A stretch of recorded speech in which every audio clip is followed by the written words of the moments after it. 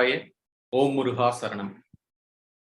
அன்பார்ந்த கொங்கு சொந்தங்களே, கொங்கு நாட்டின் தங்கங்களாம், நம் சொந்தங்கள் அனைவரும் தங்கங்களாம் என்ற அடைமொழிக்கு ஏற்ப ஒவ்வொரு காணொளி நிகழ்விலும் நம் KBN global, Kongu business network association KBN Tamil Nadu, சிக்பா மலேசியா, கேபிஎன் ஆஸ்திரேலியா இணைந்து நடத்தும் இந்த காணொளி தொகுப்பிற்கு ஒவ்வொரு 15 நாட்களுக்கு ஒரு முறை பல நாடுகளில் பல கண்டங்களில் வேலை நிமித்தமாகவோ தொழில் நிமித்தமாகவோ எந்த ஒரு காரணத்தில் இருந்தாலும் நம் சொந்தங்களை அனைவரையும் இந்த காணொளி வாயிலாக சந்திப்பதற்கு ஓடோடி வரும் அனைத்து கொங்கு சொந்தங்களுக்கும் வருக வருக என்று உளமாற கேபிஎன் குளோபல் வரவேற்று இந்த 89வது காணொளி நிகழ்விற்கு உங்களை வரவேற்கின்றோம்.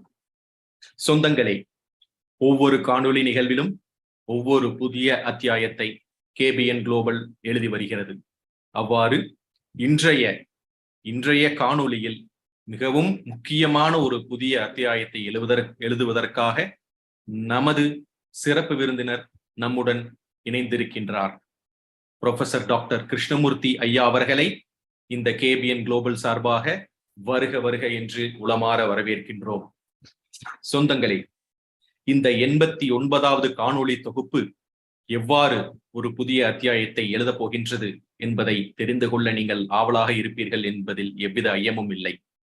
ஏனென்றால் நம் காணொளியில் மிகவும் அனுபவம் வாய்ந்த இன்றைய சிறப்பு விருந்தினர், நம் சிறப்பு விருந்தினர்களுக்கு எல்லாம் பல சிறப்பு விருந்தினர்கள் நமது கேபிஎன் காணொளியில் இணைந்தவர்களுக்கு எல்லாம் ஒரு ரோல் மாடலாகவும் ஒரு உதவி, அவர்களுடைய வாழ்க்கையில் உதவி பெற்று பெரிய நிலைக்கு வருவதற்கு முன்னோடியாக ஒரு கல்வி தந்தையாக அவர்களுடைய வாழ்வில் ஒளிவிளக்கேற்றி வைத்துள்ளவர். அவ்வாறு இருக்கக்கூடிய இன்றைய காணொளி நிகழ்விற்கு ஒரு பொருத்தமான தலைப்பை நாம் இன்றைய சிறப்பு விருந்தினரிடம் கேட்ட பொழுது, மண் வளத்தை பற்றி அவர் நமது கேபிஎன் குழுமத்திற்கு தெரிவித்த பொழுது நாங்கள் மிகவும் உன்னதமான ஒரு பூரிப்பை அடைந்து அந்த மண் வளத்தை எவ்வாறு பாதுகாக்க வேண்டும், எவ்வாறு அது ஆன்மா போன்றது என்பதை அவர் விளக்கிய கூறிய பொழுது, இன்றைய காணொளி தலைப்பு மண் எல்லையற்ற வாழ்க்கையின் ஆன்மா, இயற்கை வழி வேளாண்மை என்ற தலைப்பை பற்றி இன்றைய சிறப்பு விருந்தினர் நம்முடன் பேச இசைந்துள்ளார்.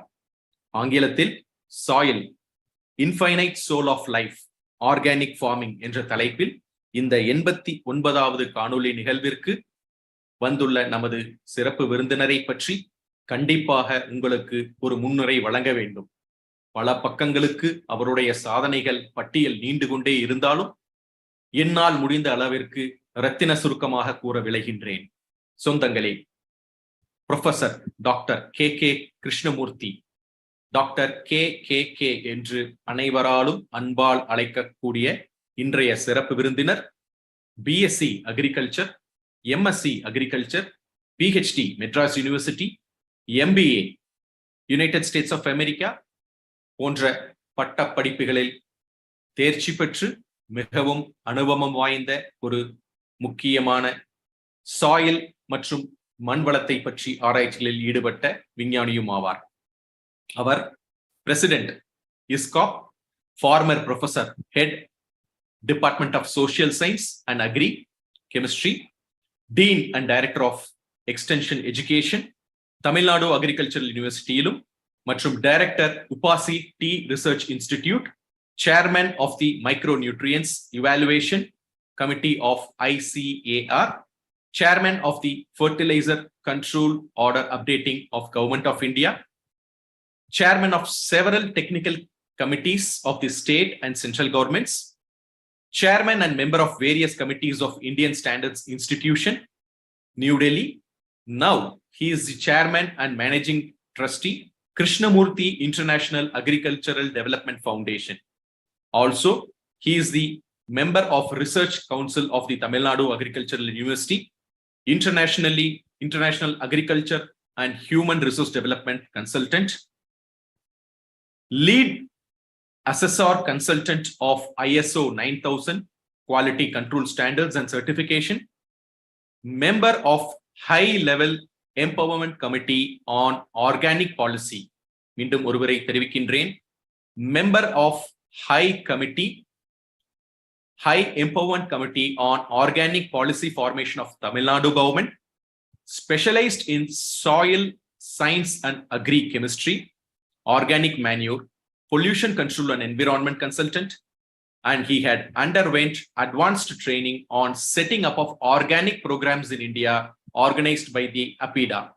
APIDA என்பது அனைவருக்கும் தெரியும், Agricultural Products Export Development Association, Government of India, and he is a member of the organizing committee of the first World Congress on Organic Certification held by IFOAM in Rome in Italy, and he is the recipient of proud Bharat Gaurava Award and Best Citizen Award, and also he is a homeopathist and he does advanced pranic and holistic divine healing process, and he is the counselor, human welfare and human resource department, and he is residing at Coimbatore. Kovai மாவட்டத்தில் குடியிருக்கும் இன்றைய சிறப்பு விருந்தினர் மேலும் சில அவருடைய எண்ணற்ற அவருடைய ஆற்றல் மிகுந்த அவருடைய அனுபவத்தையும் நமக்கு இன்றைய காணொளியின் தலைப்பு மூலியமாக சாயில், அதாவது மண் வளத்தை பற்றி நமக்கு தெரியப்படுத்தி, நமது வாழ்வில் விவசாயம் தெரிந்த சொந்தங்களோ விவசாயம் தெரியாத சொந்தங்களாக இருந்தாலும் அந்த மண் வளத்தை பற்றிய நிறைய விஷயங்களை நம்முடன் பகிர்ந்து கொள்ள இன்று நம்முடன் இணைந்திருக்கிறார். அவர் என்னென்ன பொசிஷன்ஸ், அதாவது என்னென்ன அவர் கவர்மெண்ட் சார்ந்த துறைகளிலும் அரசு சாராத துறைகளிலும் இருந்துள்ளார் என்பதை பற்றிய ஒரு சிறிய விளக்கம் உங்களுக்காக இதோ. He is the advisor of agricultural education, general education, research and extension activities, and human resources management and development of various agricultural and general universities. And also he is in consulting with agricultural, horticultural, plantation crops, human resource development as an advisory committee member, and also on the International Organization for Standards with his consultation and advice. அது தவிர அவருடைய தனிப்பட்ட முன்னுதாரணமான ஒரு நிறுவனம், அதாவது Krishnamurthy international agricultural development ஃபவுண்டேஷனில் அவர் chairman and founding member ஆக இருந்து நமது விவசாயம் சார்ந்த சொந்தங்களுக்காகவும் விவசாய செழிக்க வேண்டும் என்ற எண்ணத்தில் மண் வளத்தை பற்றிய அனைத்து தரப்பு விவசாயிகளும் தெரிந்து கொள்ள அவருடைய ஆராய்ச்சியின், அவருடைய அனுபவத்தின் பல சாதனைகளை நம் விவசாய பெருமக்களுக்கு கொண்டு சேர்த்து அதன் மூலியமாக விவசாயத்தை ஒரு லாபகரமான தொழிலாக மாற்றுவதற்கு அவருடைய பங்களிப்பு இன்றியமையாதது. அவருடைய சாதனை பட்டியலை கூற வேண்டும் என்றால் அரை மணி நேரம் பத்தாது என்பதால் சொந்தங்களே, இன்றைய சிறப்பு விருந்தினரை KBN global, Kongu business network KBN association Tamil Nadu, சிக்பா மலேசியா மற்றும் கேபிஎன் ஆஸ்திரேலியா இணைந்து அவரை உங்களின் சார்பாக, நம் சொந்தங்களின் சார்பாகவும் மீண்டும் ஒரு முறை வருக வருக என்று வரவேற்று அவருடைய சிறப்புரையை ஆற்றுமாறு அன்புடன் அழைக்கின்றோம். வாருங்கள், உங்களது சிறப்புரையை தாருங்கள். ஆட்சியில் பங்கு பெறும் அனைத்துலக நண்பர்களுக்கும் என்னுடைய உளமார்ந்த வணக்கத்தை தெரிவித்துக் கொள்கிறேன். சுழன்றும் ஏற்பட்டது உலகம், அதனால் உழந்தும் உழவே தலை. உழுதுண்டு வாழ்வாரே வாழ்வார், மற்றெல்லாம் தொழுதுண்டு பின் செல்பவர். வானாகி மண்ணாகி வழியாகி ஒளியாகி ஊனாகி உயிராகி உண்மையுமாய் இன்மையுமாய் கோணாகி யான் எனதென்று அவரவரை கூத்தாட்டு வானாயி என்றாயி என் சொல்லி வாழ்த்துவனே.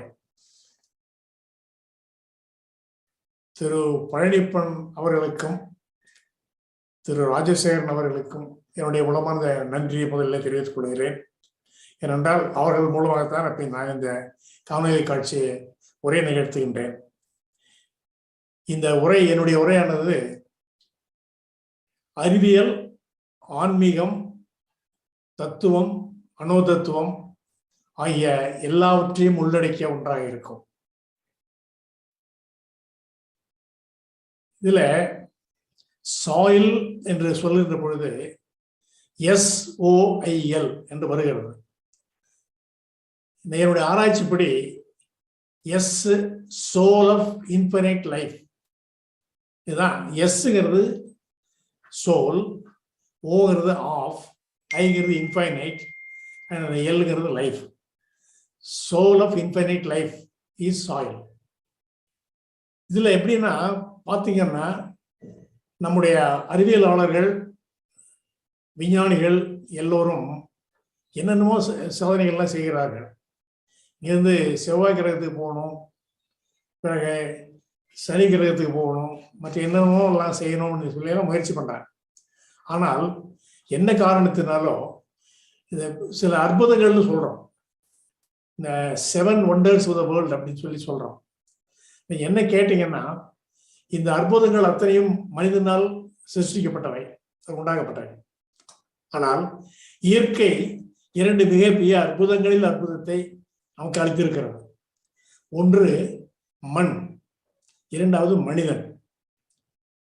இந்த இரண்டையும் பற்றி, மண்ணை பற்றியும் மனிதனை பற்றியும் ஒரு உரிய சிறந்த கண்ணோட்டத்தை இதுவரை எவரும் பெற்றதில்லை என்றுதான் நான் கருதுகிறேன். அது அரசியலாகட்டும் அல்லது விஞ்ஞானிகளாகட்டும் மாணவர்களாகட்டும் இன்னும் கூட இந்த மண்ணினுடைய மகத்துவத்தை, மண்ணுடைய தன்மையை பற்றி மிக சரியாக அவர் புரிந்து கொள்ளவில்லை என்றுதான் நான் நினைக்கிறேன். ஆகவே என்னுடைய எல்லா கூட்டங்களிலும் இது ஒரு வேள்வியாக எடுத்துக்கொண்டு இந்த மண்ணை பற்றி நான் மிகவும் அதிகமாக பேசி வருகிறேன். இதுல மண்ணுக்கு மண்ணும் மனிதனும் என்றது கூட ஒரு டாபிக்கை கொடுத்துக்கலாம்னு நினைக்கிறேன் நான். ஏன்னா என்னுடைய உரையில பூரா பார்த்தீங்கன்னா மண்ணையும் மனிதனையும் ஒப்பிட்டு தான் பேசுகிறேன். மண்ணுக்கு உயிர் இருக்கிறதா இல்லையா பெரிய கேள்வி. மண்ணுக்கு உயிர் உண்டு. உயிர் உள்ளதுக்கும் உயிர் இல்லாததுக்கும் என்ன வேறுபாடு சின்ன வயசுலயே நம்ம சொல்லி கொடுத்துருக்காங்க. அதாவது உயிர் உள்ளது எல்லாமே பிரதிபலிப்பு உண்டு. இங்கிலீஷ்ல சொல்ல போனா ரெஸ்பான்ஸ் டு ஸ்டிமுலஸ் சொல்லுவோம். நம்ம ஏதோ ஒன்று செஞ்சோம்னா அதுக்கு ஒரு பிரதிபலிப்பு இருக்கும். இதுதான் உயிர் உள்ளதனுடைய ஒரு காரணம். ஆனால் உயிர் அற்றவை, இப்போ ஒரு டேபிள் இருக்கு அல்லது சேர் இருக்கு வச்சுக்க, அதை போய் நான் பீச் பண்ணா கிள்னா அதுக்கு வலிக்காது, அதோட ரெஸ்பான்ஸ் இருக்காது. ஆனால் அது அதே சமயத்தில் சக மனிதரை நான் கிள்ளுறேன்னு வச்சுக்கோங்க, அது வலிக்குது, ஐயோ வலிக்குது அப்படின்னு சொல்லுவார், அது ரெஸ்பான்ஸ். அது மாதிரி மண்ணுக்கு ரெஸ்பான்ஸ் இருக்கிறதா இல்லையா, பிரதிபலிப்பு இருக்கிறதா இல்லையா என்று பார்க்கின்ற பொழுது மிக அதிகமாகவே இருக்கிறது. மண்ணுக்கு உயிரோட்டம் இருக்கிறது. மண்ணில் நீங்கள் நல்ல முறையில் விவசாயம் பண்ணி நீர் பாய்ச்சி எல்லாம் செஞ்சீங்கன்னா நல்ல மகசூல் கொடுக்கிறது. கவனிக்காம விட்டா அதுல இருந்து ஒரு மகசூலும் கிடைக்காது. அது ஒரு பிரதிபலிப்பு இருக்கிறது. அதே போல இன்னும் பல விஷயங்களிலே பல காரணங்களினால மண் உயிரோடு இருக்கிறது என்று சொல்ல முடியும். இப்போ ஒரு பிளான்ட் எடுத்துக்கிட்டீங்கன்னா செடி, அதை உயிர் பொருளாக கருதி அந்த ஒரு ஸ்டடி பண்ணும்போது அதுக்கு பேர் பாட்டனின்னு பேர். அதே மாதிரி விலங்குகளை உயிர் பொருளாக நாம் அதை படிக்கும் பொழுது அதுக்கு பெயர் ஜுவாலஜின்னு பேர். பறவைகளை படிக்கும் பொழுது அதுக்கு பேர் ஆர்னித்தாலஜின்னு பேர். இது மாதிரி ஒவ்வொன்றுக்கும் ஒரு பெயர் உண்டு. அதுல சாயில் சயின்ஸ், மண்ணை பற்றி நாம் படிக்கின்ற பொழுது அதுக்கு பெயர் சாயில் சயின்ஸ் என்று பெயர். அப்ப என்னன்னா, நான் முதல்ல சொன்ன இந்த செடி கொடியா இருக்கலாம், விலங்கா இருக்கலாம், பறவைகளா இருக்கலாம், எல்லாவற்றுக்கும் உயிர் இருக்கிறது. உயிர் உள்ளதை பற்றி நாம் படிக்கிறோம், அதுக்கு பல பெயர்கள் கொடுத்துருக்கிறோம். அது மாதிரி மண்ணிற்கு உயிர் உள்ளது, மண்ணினுடைய தன்மையை பற்றி நாம் படிக்கின்ற பொழுது அதுக்கு பேர் சாயில் சயின்ஸ் என்ற பெயர். இன்னொரு பெயரும் இருக்கிறது, எடபாலஜி என்ற பெயர். இப்போ நான் சாயில் சயின்டிஸ்ட்ங்கிறதுனால மட்டும் சொல்லலை இதை பற்றி. நான் ஒரு வேளாண்மை குடும்பத்தில் பிறந்தவன், வேளாண்மை செய்தவன் என்ற முறையில் வேளாண்மையை பற்றி எல்லாம் தெரிந்ததுனால அதை பற்றியும் சேர்த்து நான் சொல்ல விரும்புகிறேன். இதுல முக்கியமா என்னன்னா, மண் பலதரப்பட்டது. எப்படின்னா, மனிதன் பலதரப்பட்டவன். மனிதன்ல பாத்தீங்கன்னா ஒரு 20 பேர் 30 பேர் ஒரு கூட்டத்தில் இருக்காங்க வச்சுக்கோங்க, 100 பேர் இருக்காங்க வச்சுக்கோங்க, எல்லாரும் மனிதர்கள் தான். ஆனா எல்லாரும் ஒன்று போல் இருப்பதில்லை. ஒவ்வொருத்தருக்கும் அவயவம் செய்யும் அதேதான் அவயவம் இருக்குது. அதாவது நெற்றி, மூக்கு, வாய், கண்ணு, காது இதெல்லாம் இருக்கு. ஆனா எல்லாருக்கும் ஒரே மாதிரி இருக்குதான்னு சொன்னா இல்லை. அதாவது டிஃபரன்ஸ் இருக்குது, வேறுபாடு இருக்குது. அதே மாதிரிதான் மண்ணானது, மண் என்று சொன்னால் பலவிதமான மண்ணுகள் இருக்கின்றன, அதுல நிறைய வேறுபாடுகள் இருக்கிறது. எப்படி மனிதர்களுக்குள்ள வேறுபாடு இருக்கிறதோ அதே போல மண்ணுக்கு வேறுபாடு உண்டு. மண்ணுல பாத்தீங்கன்னா இப்ப நிறம்னு எடுத்துக்கிட்டா அதுல கரிசல் மண் இருக்குது, பிளாக் சாயில். செம்மண் இருக்கு, செவல் மண் சொல்லி ரெட் சாயில். மூணாவது இன்னொரு ப்ரௌன் சாயில் ஒன்று இருக்கு, பழுப்பு நிறமான மண். அப்புறம் இன்னொன்று வந்து மலைப்பிரதேசத்தில் இருக்கிற மண்ணு பேரு இரும்புரை மண்ணு பேரு, இங்கிலீஷ்ல லேட்ரைட் சாயில்னு சொல்லுவோம். அதை அது ஈரமா இருக்கும்போது வெட்டுனா செங்கல் மாதிரி அது வந்து ஈஸியா இருக்கும். அதை செங்கல் மாதிரி கேரளாலாம் போய் பார்த்தீங்கன்னா அது வயசா செங்கல் கட்டுவாங்க, வீடு கட்டுவாங்க. அதனால லேட்டர் அப்படின்னா செங்கல்னு பேர் இருக்கு, அதனாலதான் அதுக்கு லேட்ரைட் சாயில்னு பேர் வச்சிருக்காங்க. ஸோ அந்த லேட்ரைட் சாயில் ஒவ்வொன்றுக்கும் ஒரு தன்மை இருக்கிறது.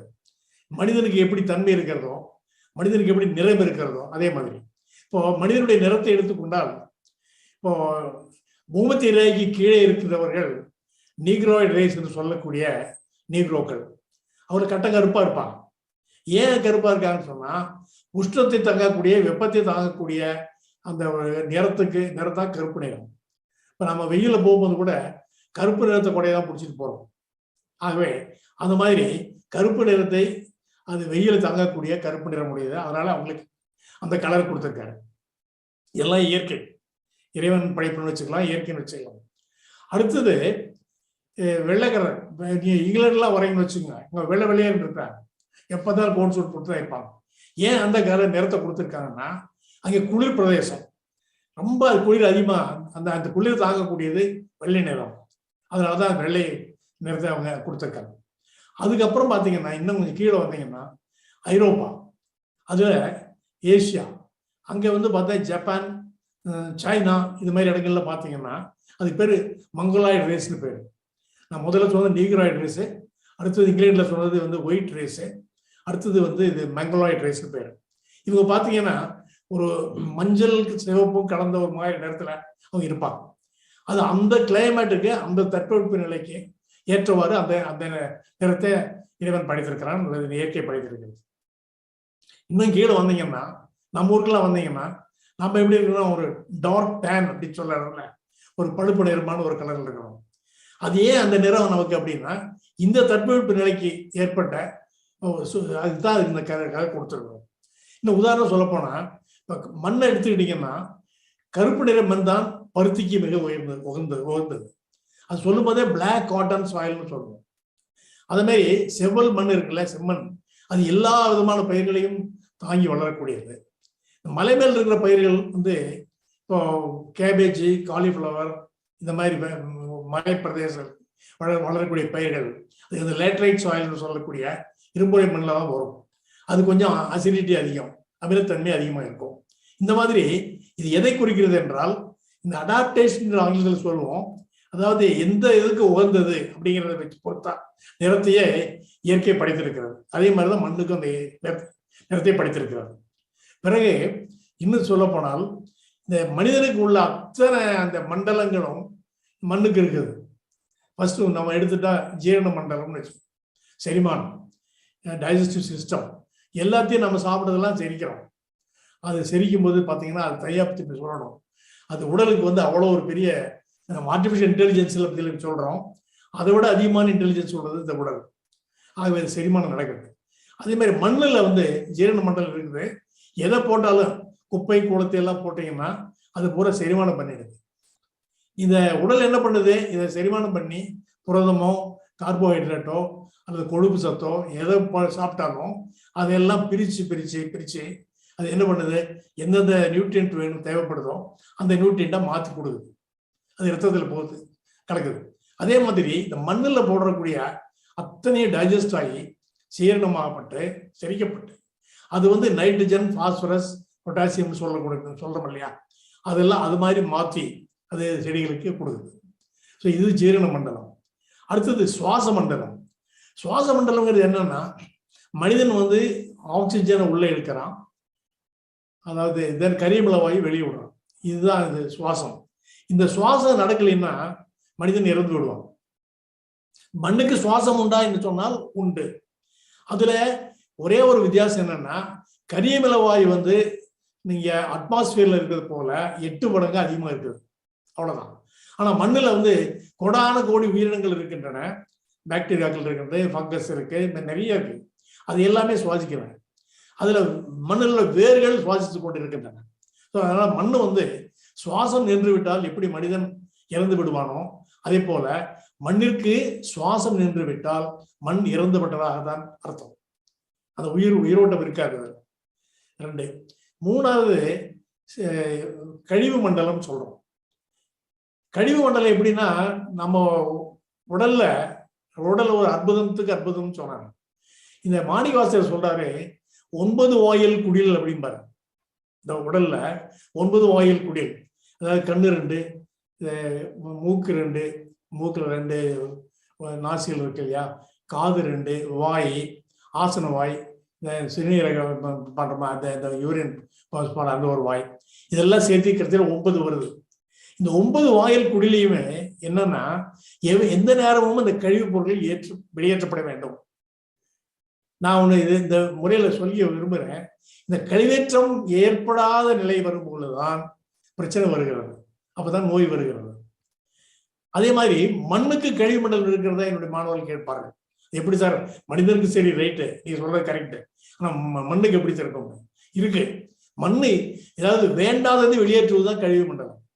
அது மாதிரி மண் என்ன பண்ணுது, தனக்கு வேண்டாததை வெளியேற்றுகிறது. நீங்க ஒரு இடத்துல போய் பார்த்தீங்கன்னா மேல அப்படியே வெள்ளை வெள்ளையா இருக்கும், உப்பு படர்ந்திருக்கும். அது உப்பு வந்து அதிகமானதுனால தனக்கு மீறி போன அந்த உப்பை வெளியில தள்ளிடுது. அதுதான் அதுல கழிவு மண்டலம். சில இடங்கள்ல பாத்தீங்கன்னா கருப்பா இருக்கும், அந்த ஒரு ஏரியா பூரா கருப்பா இருக்கும். அது ஏன் அப்படின்னு சொன்னா, அதுல வேண்டாத அந்த ஆல்கலைன் சொல்லக்கூடிய அந்த மெட்டீரியல்ல பூரா வெளியே தள்ளிடும். அது மாதிரி அப்போ அந்த கழிவுப் பொருளை வெளியே தள்ளினா மண் கெட்டு போகுது, மண்ணுக்கு நோய் ஏற்படுகிறது. ஸோ மனிதனுடைய வேலை என்னன்னா, அந்த கழிவுகளை அப்பப்போ அகற்றணும். மண்ணுக்கு உள்ள கழிவுகளையும் அந்த உப்பை அகற்றணும். பிறகு அந்த ஆல்கலைன் மெட்டீரியல் சொல்லணும், அதை அகற்றணும். அதை அகற்றலைன்னா மண் வந்து சிக்காயிரும் சொல்லக்கூடிய நோய் வாய்ப்பட்டுரும். அது சரியானபடி இருக்காது. அடுத்தது ரத்த ஓட்ட மண்டலம். இந்த மனிதனுக்கு வந்து ரத்த ஓட்ட மண்டலம் நடந்துகிட்டே இருக்கிறது. அந்த ஹார்ட் வந்து பம்ப் பண்ணிட்டே இருக்குது, ரத்த ஓட்ட மண்டலம் நடந்துட்டு இருக்குது. ரத்தம் என்ன பண்ணுறதுன்னா, ஆக்சிஜனை எல்லா இடத்துக்கும் செல்லுகளையும் எடுத்து செல்கிறது. பிறகு நியூட்ரியன்ஸ் சொல்லக்கூடிய இந்த ஊட்டச்சத்துக்களை எல்லா இடத்தையும் எடுத்து செல்கிறது. இதே மாதிரி மண்ணில் ஒரு ஓட்டம் இருக்கிறது, அது வந்து நீரோட்டம். இங்கே ரத்தம் வந்து சிவப்பா இருக்குது, நீர் வந்து அப்படி இல்லை. நீரில் வந்து பார்த்தீங்கன்னா நீரோட்டம் நடந்து கொண்டே இருக்கிறது மண்ணில்.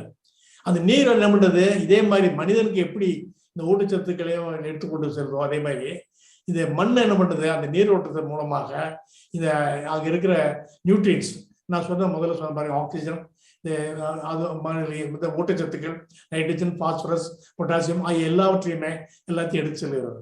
அது விரைவி பரவி இருக்கிறது. அதுல வந்து இந்த வேர்கள் வந்து உறிஞ்சு கொள்கின்றன, இறைத்து கொள்கின்றன. இது வந்து ரத்த ஓட்ட மண்டலம். அப்புறம் நரம்பு மண்டலம் சொல்றோம் இல்லையா, நம்ம உடல்ல 72,000 நரம்புகள் இருக்குது, 208 எலும்புகள் இருக்குது. 216 எலும்பு குழந்தைக்கு இருக்கும். பெரியவராகும் போது வந்து ஃபியூஸ் ஆகி 208 தான் இருக்கும். ஸோ 208 எலும்பு மண்டலம் தான் வந்து நம்ம ஸ்ட்ரக்சர்னு சொல்லக்கூடியது, கட்டமைப்பு. அதே மாதிரி மண்ணுக்கு கட்டமைப்பு இருக்கிறதா என்று சொன்னால் மண்ணுக்கு கட்டமைப்பு இருக்கிறது. என்னன்னா, இந்த ப்ரொஃபைல்னு சொல்லுவோம் இங்கிலீஷ்ல. ப்ரொஃபைல்னா அந்த எப்படி மண் எப்படி இருக்குது, மேலே அதனுடைய தோண்டி பார்க்கின்ற பொழுது அது மேலே A00 ஹொரைசன் சொல்லுவோம், A ஹொரைசன் சொல்லுவோம், B ஹொரைசன், C ஹொரைசன் சொல்லுவோம். இந்த மாதிரி கட்டமைப்பு இருக்கிறது. அதுக்கு மேலே எல்லாத்துக்கும் மேலாக உடம்பு செரிக்கணும்னா, சாப்பிட்ட உடம்பு செரிக்கணும்னா இந்த கொலாய்டல் லைனிங் சொல்லக்கூடிய சவ்வூடு பரவுதல். இங்கிருந்து பார்த்தீங்கன்னா உதட்டிலிருந்து ஆரம்பிச்சு உடம்பு பூரா அது பார்த்தா அந்த சவ்வூடு இருக்கும். அதே மாதிரி மண்ணுக்கு அந்த சவ்வூடு இருக்கிறது. அது வந்து எதுவும் மற்றது, அது வந்து அதுதான் கிளேன்னு சொல்லக்கூடிய களிமண் எல்லா இடத்துலையும் பரவி இருக்குது. எப்படி சவ்வூடு வந்து நமக்கு உதவி பண்ணுதோ செரிமானத்துக்கு, அதே மாதிரி அந்த களிமண்ணானது அதுக்கு உதவி பண்ணிட்டு இருக்கு. இன்னும் சொல்ல போனால் களிமண்ணுக்கும் மூளைக்கும் மிகப்பெரிய ஒற்றுமை இருக்கிறது. நம்ம ஆச்சரியமா இருக்கும், இது கேட்டதா தெரியும். எப்படின்னா பிசிக்கலா, அதாவது பௌதிகத்தன்மையிலையும், அது நம்ம பண்றோம் பார்த்தீங்களா, ஒர்க் பண்றதுலையும் ஃபங்க்ஷனலி, பிசிக்கலி அண்ட் ஃபங்க்ஷனலி இது மூளையும் களிமண்ணும் ஒன்றை ஒன்று ஒத்து இருக்கிறது. இது எப்படி சார், நீங்க படிச்சவங்களுக்கு தான் தெரியும். களிமண்ணை பத்தி ஆராய்ச்சி பண்ணவங்களுக்கு, களிமண்ணை பத்தி படிச்சவங்களுக்கு தெரியும். அது லேயரா இருக்கும். சிலிக்கான் லேயர், அலுமினியம் லேயர், அப்படி வரிசையா இருக்கும். அது கிளே. அது வந்து என்ன பண்ணுன்னா கிளே வந்து எல்லாத்தையும் உறிஞ்சிக்கும். இந்த 3 R சொல்றேன். அதாவது ரிசீவிங், ரிட்டென்ஷன், ரீகேப்சுலேஷன். அது வந்து வாங்குறது, இருத்தி வைக்கிறது, திரும்பி வெளியிடுறது. இதை வந்து 3 களிமண் பண்ணிட்டு இருக்குது. ஏன் என்ன பண்ணுதுன்னா நியூட்ரியன்ஸ் எல்லாம் அது வந்து ரிசீவ் பண்ணிக்குது, அது ரிட்டைன் பண்ணிக்குது, இருத்தி வைக்குது, பிறகு வேர்களுக்கு அதை கொடுக்குது, வெளியெடுக்கிறது. அதே மாதிரிதான் மனிதனுடைய மூளையை செயல்படுகிறது. எப்படின்னு சொன்னா மூளையுடைய பார்த்தீங்கன்னா மடிப்பா தான் இருக்கும் மூளை. அதே மாதிரிதான் களிமண் மடிப்பா இருக்கும். ஒண்ணு அது கிரே மேட்டர்னு பேரு களிமண்ணுக்கு. மனிதனுடைய மூளைக்கும் கிரே மேட்டர்னு தான் பேரு. அதனால அப்பவே அந்த காலத்திலேயே நான் மாணவர்களுக்கு சொல்லுவேன், யாராவது திட்டத்துன்னா என்ன சொல்லுவாங்கன்னா மண்டையில களிமண் இருக்குதான்னு கேட்பாங்க. அப்ப நீ வருத்தப்படக்கூடாது, மகிழ்ச்சி தான் அடையணும். எப்படி சார்னா இந்த எக்ஸ்பிளேஷன் நான் கொடுப்பேன் நான். அது மாதிரி எனக்கு ஒரு சந்தேகம் வந்தது. பல நாடுகளுக்கு செல்கின்ற பொழுது மற்ற அங்க இருக்கிற ஃப்ரெண்ட்ஸ் கிட்ட எல்லாம் கேட்டேன், உங்க ஊர்ல எப்படி நீங்க திட்டுவீங்கன்னு. அவங்க சொன்னாங்க, மண்டையில களிமண் இருக்காதான் நான் கேட்பேன், நான் இங்கிலீஷ்ல கேட்பேன், அவ்வளவுதான். I got clay in your my ஹெட்னு கேட்போம் நாங்க. அப்ப இது யூனிவர்சல் ஆகி போச்சு, எல்லா இடத்துலயும் இது மாதிரி தான் கேட்கிறேன். அது விவரம் புரியா இது வந்து அப்படி கேட்க மாட்டாங்க, விவரம் புரியாதனால கேட்கறாங்கன்னு நினைச்சிருக்கேன். அதனால களிமண்ணும் வந்து மூளையும் ஒன்று ஒத்துருக்கு. களிமண் இல்லாத ஒரு நிலம் மண் இருக்குன்னு வச்சுங்க, அது வளமற்றது. அதே மாதிரி மூளை இல்லாத மனிதன் வளமற்றவன், அது சொல்லவே வேண்டியதில்லை. மூளை இல்லை, அவங்களுக்கு மூளை இருக்கான்னு கேட்பாங்க இல்லைங்களா, மூளை வேலை செய்தா இல்லை மூளை இருக்கான்லாம் கேட்பாங்க. அது அந்த மாதிரி பலவிதமான காரணங்களால் மனிதனும் மண்ணும் ஒத்திருக்கின்றார்கள் எல்லா விதத்திலையும் பார்த்தீங்கன்னா. இன்னும் சொல்ல போனா இப்போ மண் வந்து ஒரு பெரிய ஸ்கேவெஞ்சர்னு சொல்லலாம். எப்படி ஸ்கேவெஞ்சர் அப்படின்னு சொன்னா, நீங்க வந்து நம்ம சாப்பிட்ற உணவை என்ன பண்றோம், அடுத்து மலமாயிடுது. நான் ஒரு உதாரணம் சொல்றேன். சாதாரணமா உலகத்திலேயே இருக்கிற பெரிய பணக்காரர் வச்சுக்கோங்க, யார் வேணாலும் நீங்க சொல்லலாம். அந்த பணக்காரர் சாயந்தரம் 6 மணிக்கு தங்க கோப்பையில அமிர்தத்தை போட்டு பிளாட்டினம் ஸ்பூன் தான் ஹையஸ்ட், பிளாட்டினம் ஸ்பூன்ல சாப்பிட்றாரு.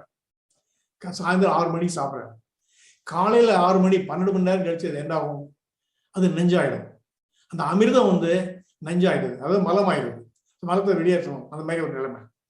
ஆனா மனிதனுக்கு இந்த திறமை, அதாவது அமிர்தத்தை நஞ்சாக்கக்கூடிய திறமை மனிதனுக்கு இருக்குது. ஆனா மண்ணுடைய திறமை எப்படின்னா, அதே நஞ்சை கூட அது போட்டீங்கன்னா அது அமிர்தம் வைக்கிறது. இதுதான் மண்ணுக்கு நமக்கு உள்ள வித்தியாசம். இப்போ இங்க வந்து வேண்டாதெல்லாம் கொண்டு குப்பையெல்லாம் கொட்டுறோம் அதில் மண்ணில். ஆனா கடைசி என்ன பண்ணுது, அது எல்லாத்தையும் டைஜஸ்ட் பண்ணி ஜீரணமாக்கி அதை வந்து நல்லதா நியூட்ரியன்ஸா ஊட்டச்சத்தா மாற்றி கொடுக்குது. அப்ப என்னது, நஞ்சையும் அமிர்தமாகக்கூடிய தன்மை வாய்ந்தது மண். அப்ப இன்னும் சொல்ல போனா மண்ணுல வந்து எல்லாமே தோன்றுகிறது. இப்போ ஒரு ஒரு கவிஞர் வந்து ஐ திங்க் கண்ணதாசன் நினைக்கிறேன், அவர் தான் நினைக்கிறேன் நான், என்ன சொன்னாருன்னா, ஆரம்பமாவது பெண்ணுக்குள்ளே, ஆடி அடங்குவதும் மண்ணுக்குள்ளே அப்படின்னு சொல்லி ஒரு கவிதை. அவர் வந்து எங்களுக்கு ஃபேமிலி ஃப்ரெண்டு, நான் பெருமையா சொல்லிக்கிறேன். கண்ணதாசன் எங்களுக்கு ஃபேமிலி ஃப்ரெண்டு. இப்போ ஒரு நாள் பேசிட்டு இருக்கும்போது கவிஞர் அவர்களே, இதுல இந்த பாட்டுல கொஞ்சம் ஒரு திருத்தம் மாற்றம் செய்வோம்னு. என்னுடைய பாட்டில் மாற்றமா, நக்கீரன் சொல்ற மாதிரி என்னுடைய பாட்டில் மாற்றமா? ஆமா, என்ன சொல்லுங்க பார்க்கலாம் ப்ரொஃபசர் அப்படின்னு. நான் சொன்னேன், ஆரம்பமாவது மண்ணுக்குள்ளே, ஆடி அடங்குவது மண்ணுக்குள்ளே அப்படின்னு சொன்னேன். எப்படி அப்படின்னு கேட்டார். அதான் விஞ்ஞானம், அறிவியல். என்ன சொன்னேன்னா, மனிதன், நான் உங்களுக்கு இப்ப எல்லாருக்கும் சொல்றேன், மனிதன் எங்கிருந்து வந்தான்? மனிதன் குழந்தையிலிருந்து வந்தான். குழந்தை எங்கிருந்து வந்தது? அது ஒரு ஜைகோட்னு சொல்லக்கூடிய அந்த உருவத்திலிருந்து வந்தது. அது எப்படி வந்தது? அது பெண்ணினுடைய கருமுட்டை, ஆணுடைய விந்து, இதிலிருந்து வந்தது. பெண்ணுடைய கருமுட்டையும் ஆணுடைய விந்தும் ஆகாயத்திலிருந்து வந்ததா? இல்ல. அது எங்கிருந்து வந்தது? ரத்தத்திலிருந்து வந்தது. ரத்தம் எங்கிருந்து வந்தது? உடலுக்குள்ள இருக்குது ரத்தம்.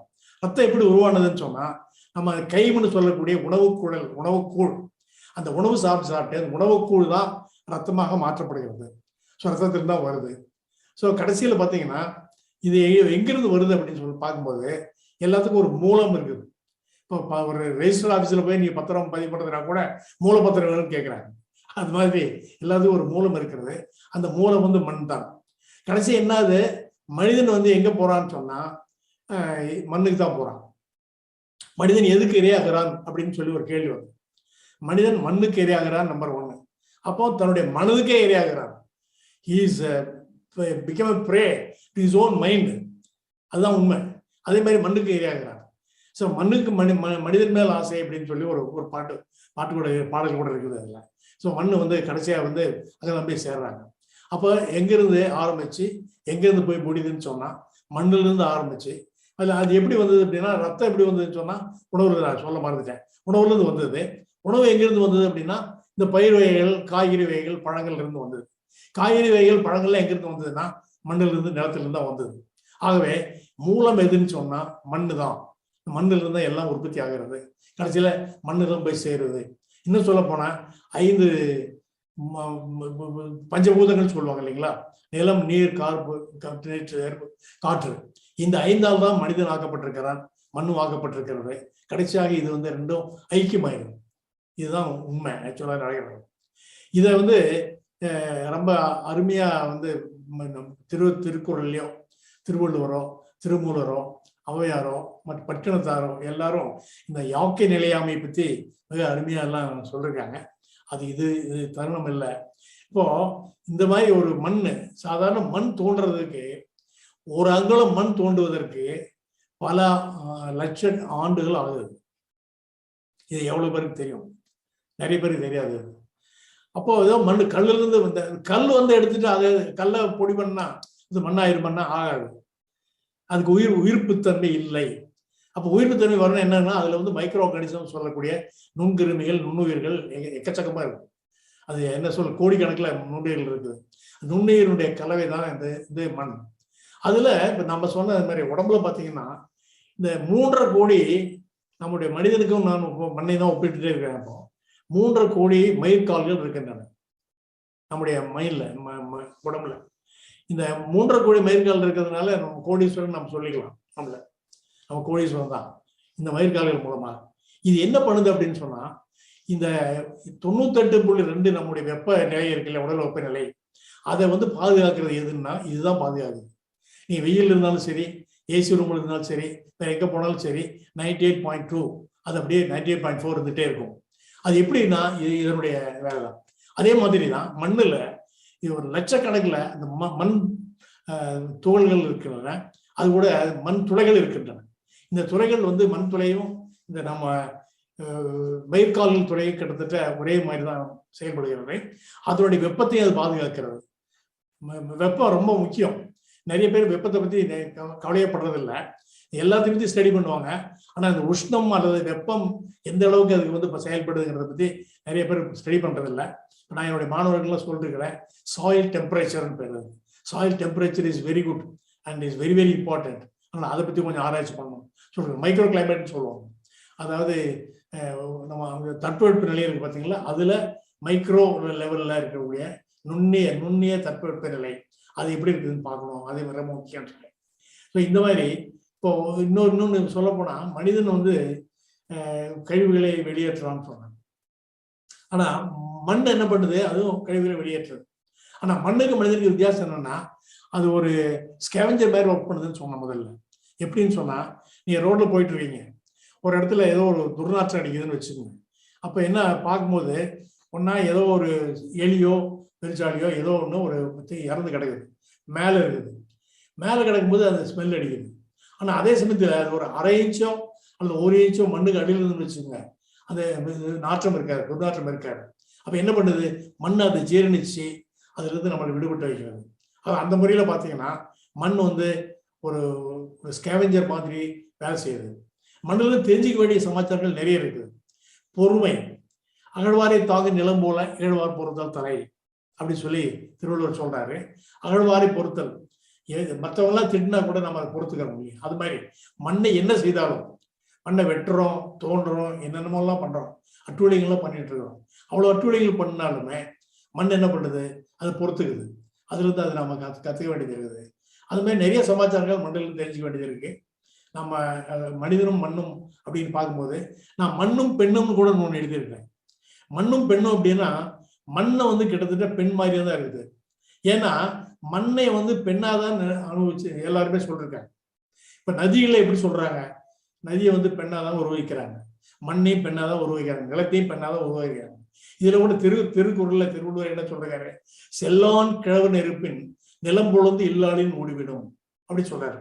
செல்லான் கிழவன் அப்படின்னா கிழவன் நிலத்துக்கு உரிமை உள்ளவன். அவன் உரிமை நிலத்தை போய் பார்க்காம இருந்தான்னா அவருடைய மனைவி எப்படி மூடி விடுவாளோ அதே போல நீ இல்லால் எப்படி மூடி விடுவாளோ அதே போல அந்த மண் மூடிவிடும் சொல்லி ஒரு பெண்பாலாத சொல்லி இல்லாலோட ஒப்பிடுறாரு. அடுத்தது இளமென்ற இசை அசைவிப்பானை காணின் நிலமனும் நல்லாகும் சொல்றாரு. இளமனுன்னா கை கட்டிட்டு சோம்பேறித்தனமா இருந்தான்னா அவன் அதை பார்த்து நிலம் என்கிற நல்ல பெண்மணி நகுவாள்.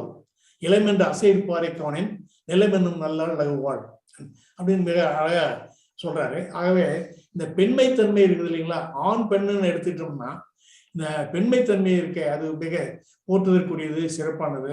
ஏன்னா அதனாலதான் இறைவன் என்ன பண்றாங்க, குழந்தை பேரு அவங்ககிட்ட கொடுத்துருக்காங்க, ஏன்னா ஆணுக்கு கொடுக்கல. அது ஒரு டால்ஸ்டாய் கதை கூட ஒன்று இருக்குது, அந்த கதையை சொல்ல விரும்புறேன். என்னன்னா ஒரு ஹஸ்பண்ட் ஒய்ஃப் 2 பேருக்குள்ள மனைவிக்கும் கணவனுக்கும் ஒரு சண்டை வந்துடுச்சு. நீ வேலை செய்யறது பெருசா, நான் வேலை செய்யறது பெருசா அப்படின்னு சண்டை போட்டுக்கிறாங்க. உடனே ஒரு நாள் ஒரு இதுக்கு வந்த சமாதானத்துக்கு வந்து என்ன சொன்னாங்கன்னா, என்னுடைய வேலையை நான் செய்யறேன், உன்னுடைய வேலையை நீ செய்ய பார்க்கலாம் அப்படின்னு சொல்லி ஒரு இது போட்டுட்டாங்க. ஒரு சமாதான உடன்படிக்கை மாதிரி பண்ணிட்டு ஒரு நாள் 2 நாள் தான் ஆச்சு. கை குழந்தை இருக்குதாங்க. கை குழந்தை கத்துது. இதனால ஒன்றும் பண்ண முடியல. கடைசியில் என்ன பண்ண, அது என்ன பால் குடிக்கிற குழந்தை, அம்மா மடியில பால் குடிக்கிற குழந்தை. அதனால என்ன பண்றாரு, இவர் வேற வழி இல்லாம போய் ஐ சரண்டர் டு யூ, நான் உங்ககிட்ட மன்னிப்பு கேட்டுக்கிறேன், என்னால இதை செய்ய முடியாது, நீ செய்யற வேலை என்னால் செய்ய முடியாதுன்னு சொல்லி அப்படி கொடுத்துட்றா சொல்லி டால்ஸ்டாய் கதை ஒன்று இருக்கு. அது மாதிரி இந்த பெண்மைத்தன்மை என்பது மிக முக்கியமானது. 2வது, ஒரு உயிருள்ள பொருள் தான் இன்னொரு உயிருள்ள பொருளை தோற்றுவிக்க முடியும். உயிர் இல்லாத பொருள் உயிருள்ள பொருளை தோற்றுவிக்க இயலாது. அது மாதிரி மண்ணுல பாத்தீங்கன்னா, மண் என்ன பண்றதுன்னா ஒரு ஊம்னு இங்கிலீஷ்ல சொல்லுவோம். ஊம்னா கர்ப்பப்பை. இந்த கர்ப்பப்பை மாதிரி ஆக்ட் பண்ணுது, செயல்படுகிறது. அதுல எதை போட்டாலும் பாத்தீங்கன்னா அது முளைச்சு வருது. அப்போ உயிர் இருந்தா தான் அது அந்த இன்னொரு உயிர் பொருளை உருவாக்க முடியும். அந்த விதத்திலும் பாத்தீங்கன்னா மண்ணுக்கு உயிர் இருக்கிறது. இப்ப என்ன நடந்துட்டு இருக்குது அப்படின்னு சொன்னா, உலகத்துல இந்த மண் காப்போம்னு சொல்லி போறது ரீசெண்டா இந்த ஈஷா யோகா சென்டர்ல ஆரம்பிச்சிருக்காங்க. மிக அருமையான ஒன்று. அது நாங்கெல்லாம் அது சயின்டிபிக்கா பண்ணிட்டு இருக்கோம். தவிர அவர் வந்து ஜனரஞ்சகமா அதை பண்ணிட்டு இருக்காரு, பல இடங்களுக்கு போய் செஞ்சிருக்காரு. இது ரொம்ப முக்கியமான சமாச்சாரம், மண் காப்போம். ஏன் அப்படின்னா, மண்ணுல இருந்து என்ன ஆகுதுன்னா எல்லாமே வெளியில போயிடுது. அதாவது மழை பெஞ்சாலும் நீரோட்டம் வழியா போகுது, காற்றடிச்சா காற்றுல போகுது. ஒரு தடவை எல்லாமே போகும்போது என்ன ஆகுதுன்னா tons and tons of ton கணக்குல மண்ணு போகும்போது அதுல டன் கணக்குல ஊட்டச்சத்துக்களும் போய் சேர்ந்துடுது, இது கடலுக்கு போயிடுது. ஆனா ஒரு தடவை இந்த மண்ணு வெளியில இருந்து போயிடுச்சுன்னு வச்சுங்க, திருப்பி நான் அடிக்கடி என்னுடைய தலைவை உதாரணமா சொல்லுவேன். ஒரு காலத்துல எனக்கு நிறைய முடி இருந்தது, நான் செய்யற மாதிரி வச்சுக்கங்க. ஆனா இன்னைக்கு பாத்தீங்கன்னா முடி இல்லை. அப்ப அந்த முடி எங்க போச்சுன்னா திரும்பி வராது. இப்ப ஏதோ டிரான்ஸ்பிளான்டேஷன்லாம் பண்றாங்க, பேடி டிரான்ஸ்பிளான்டேஷன் பண்ண மாதிரி எல்லாம் சொல்றாங்க. பட் அதெல்லாம் வந்து வேலை செய்யாது ஆச்சுங்களா, அது உடம்புக்கு கெடுதல் சொல்றேன். அதனால இப்போ போனது தான் திரும்பி வராது.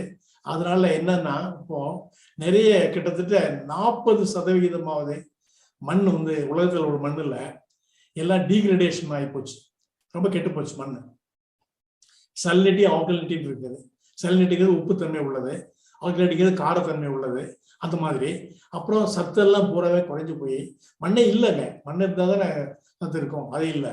ஆகவே அந்த முறையில பார்த்தீங்கன்னா இந்த ரேட்ல போச்சுன்னா இன்னொரு 20-25 வருஷத்துக்குள்ள ரொம்ப பிரச்சனை அதிகமாயிரும், வேளாண்மை செய்ய முடியாத நிலைமை வந்துடும், மண்ணே இருக்காது. மண்ணை இருந்தாலும் வேலை செய்ய முடியும், அந்த மாதிரி ஆயிரும்.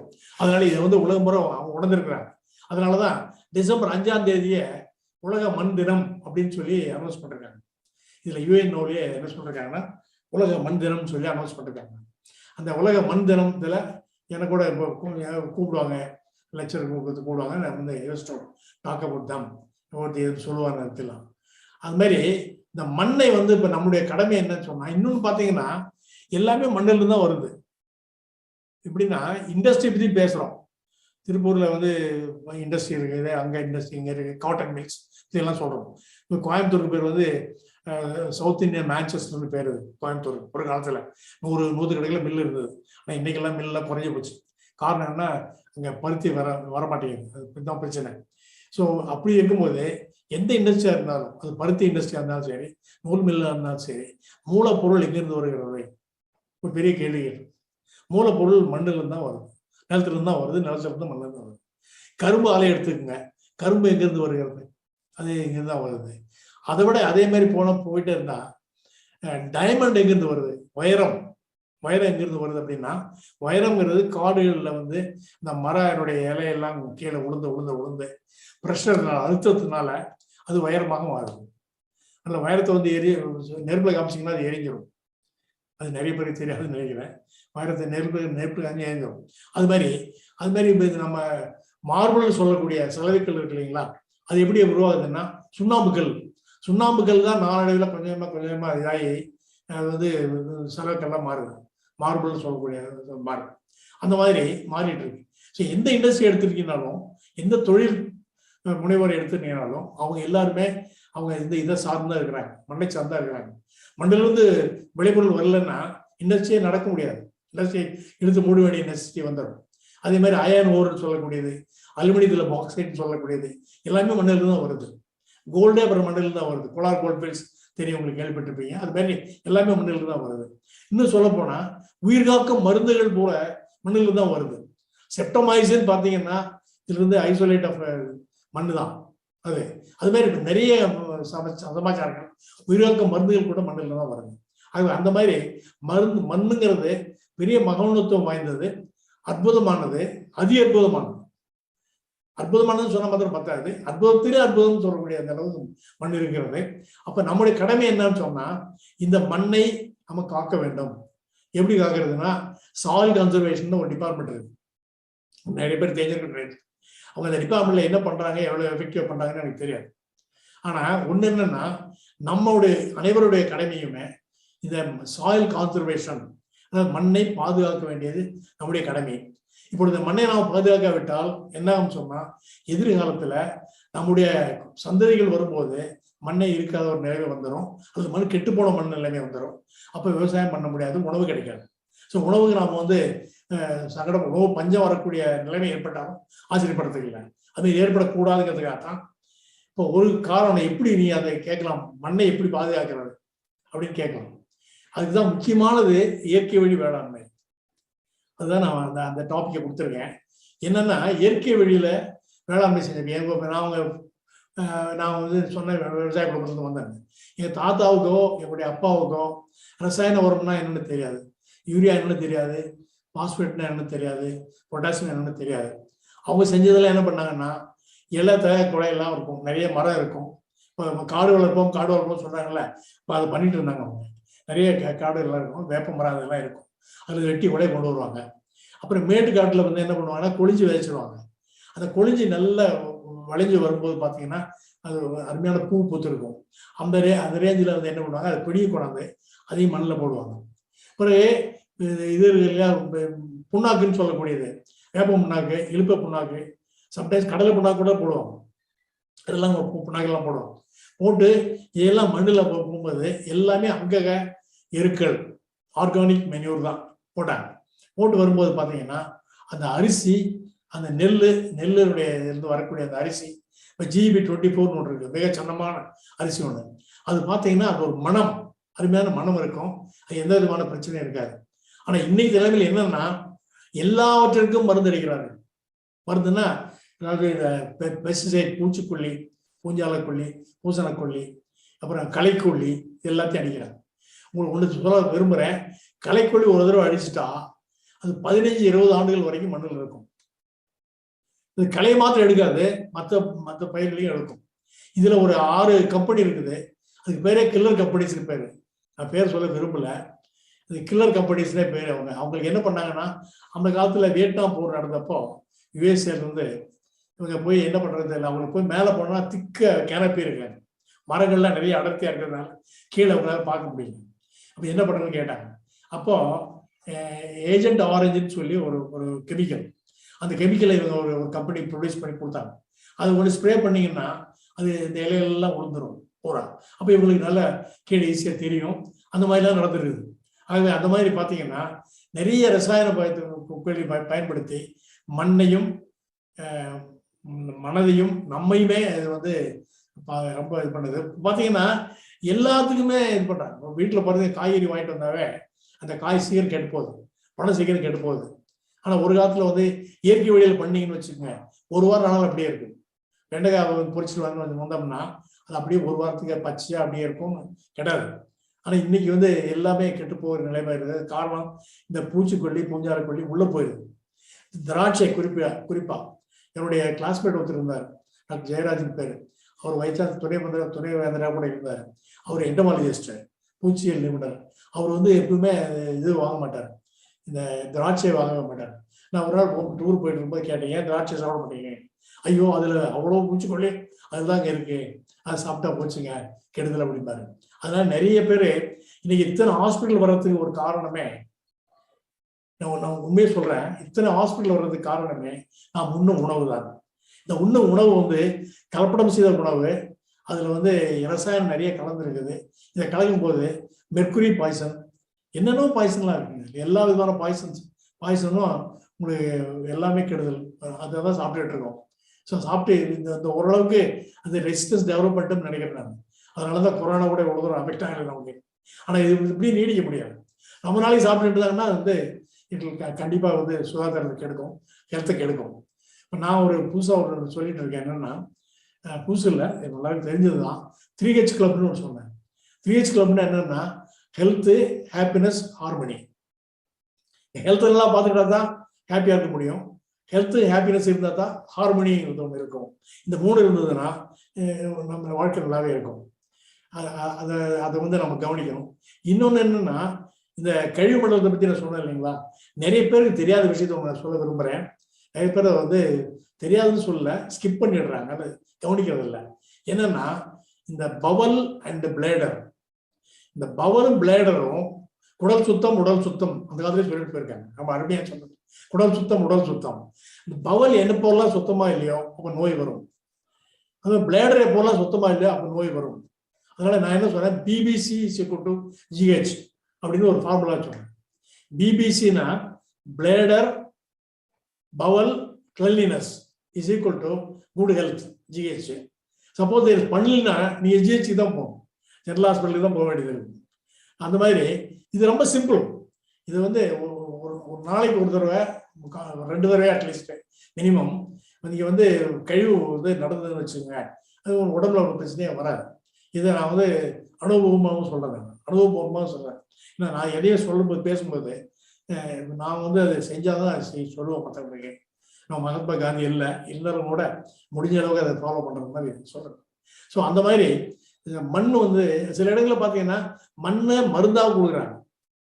நீங்க வாழைத்தோட்டத்தை கோயில் போனீங்கன்னா அங்க வந்து என்ன மண்ணை தான் கொடுப்பாங்க இல்லைங்களா, அது செம்மண் கொடுப்பாங்க, இந்த மண் புற்று மண் சொல்லி கொடுப்பாங்க. அதே மாதிரி இதுல சங்கரன் கோயில் போனீங்கன்னா சங்கரனார் கோயில், சங்கரன் கோயில் அங்க போனா அங்கேயும் இதுதான் கொடுப்பாங்க. இப்போ என்னன்னா அதோட இயற்கை மருத்துவத்துல பாத்தீங்கன்னா களிமண்ணை உடல்ல பூரா பூசுவாங்க. பார்த்துருக்கீங்கன்னு தெரியல நீங்க. அதுல இந்த வாழைக்குடியில் சொல்லி இலவாழையை போட்டு அந்த வாழையில போடுவாங்க. அப்ப அது கூட அந்த களிமண்ணை பூரா தேய்ப்பாங்க. அந்த களிமண்ணுக்கு வந்து என்ன பவர் இருக்குன்னா எல்லா இது மாதிரி நச்சு பொருள்களை எல்லாம் எடுத்துரும் உடம்புல இருந்து. அந்த நச்சு எடுக்கக்கூடிய ஒரு பவர் களிமண்ணுக்கு ஒரு சக்தி இருக்குது. அதனால அந்த களிமண் குளியல்னே பேரு, களிமண் குளியல் பேரு. அந்த மாதிரி நிறைய இருக்கு. இன்னும் சொல்ல போனா மண்ணை வளமாக்கணும்னா முதல்ல எல்லாம் மண் வளம் சொல்லிட்டு இருந்தோம். இப்போ வந்து மண் வளம் சொல்றதுக்கு பதிலாக மண் நலம்னு சொல்றோம். நலத்துக்கு வளத்துக்கு என்னன்னா மண் வளமா இருக்கணும்னா மண் முதல்ல நலமா இருக்கணும். ஸோ மண்ணை வந்து நம்ம நோய்படுத்திட்டோம்னு வச்சுக்கோங்க, மண்ணை வந்து எல்லாத்தையும் போட்டு கெடுத்துட்டோம்னா, மண்ணை நம்ம அழிச்சோம்னா மனிதன் அழிந்து போயிடறாங்க. அவ்வளவுதான், ரொம்ப சிம்பிள். மண்ணை வந்து மண்ணுக்கு அட்டுவழி பண்ணீங்கன்னு வச்சுக்கோங்க, பண்ணீங்கன்னா நம்ம வந்து அழிஞ்சு போவோம் அப்படிங்கிறதா உண்மை. ஆகவே இந்த மண்ணினுடைய மகத்துவத்தை, மண்ணுடைய பெருமையை அனைவரும் உணர வேண்டும். அப்ப நம்ம கடமை என்னன்னு சொன்னா, நாம் மண்ணை பாதுகாக்க வேண்டும். நமக்காக இல்லாட்டி போனா கூட நம்முடைய சந்ததிகளுக்கு வர்ற தலைமுறைகளுக்கு அந்த மண்ணை நடைமுறை வைக்கணும். இன்னும் சொல்ல போனா வேதத்தில் ஒண்ணு சொல்றான், என்னன்னா மண்ணை வந்து ஒருத்தர் நான் வச்சிருக்கேன், நான் வந்து நிலச்சி வாழ்ந்துடுறேன், நான் வந்து என்னுடைய மண்ணை வந்து நிலத்தை வந்து என்னுடைய பையனுக்கு கொடுக்குறேன், சந்ததிக்கு கொடுக்குறேன். கொடுக்கும்போது அந்த நிலவளம் என்ன இருந்ததோ அது கூட கூட்டி பிளஸ் பண்ணி கொடுத்தோம்னா நான் புண்ணியம் பண்றேன்னு அர்த்தம். அல்லது மைனஸ் பண்ணி கொடுத்துன்னு வச்சுங்க. நான் வச்சிருக்கிறத விட சந்ததிக்கு கொடுக்கும்போது விக்குத் பண்ணும்போது அதை மைனஸ் பண்ணி கொடுத்தேன்னா நான் பாவம் பண்ணுன்னு அர்த்தம். இதை வந்து எல்லாரும் நல்லா நினைச்சுக்கணும்.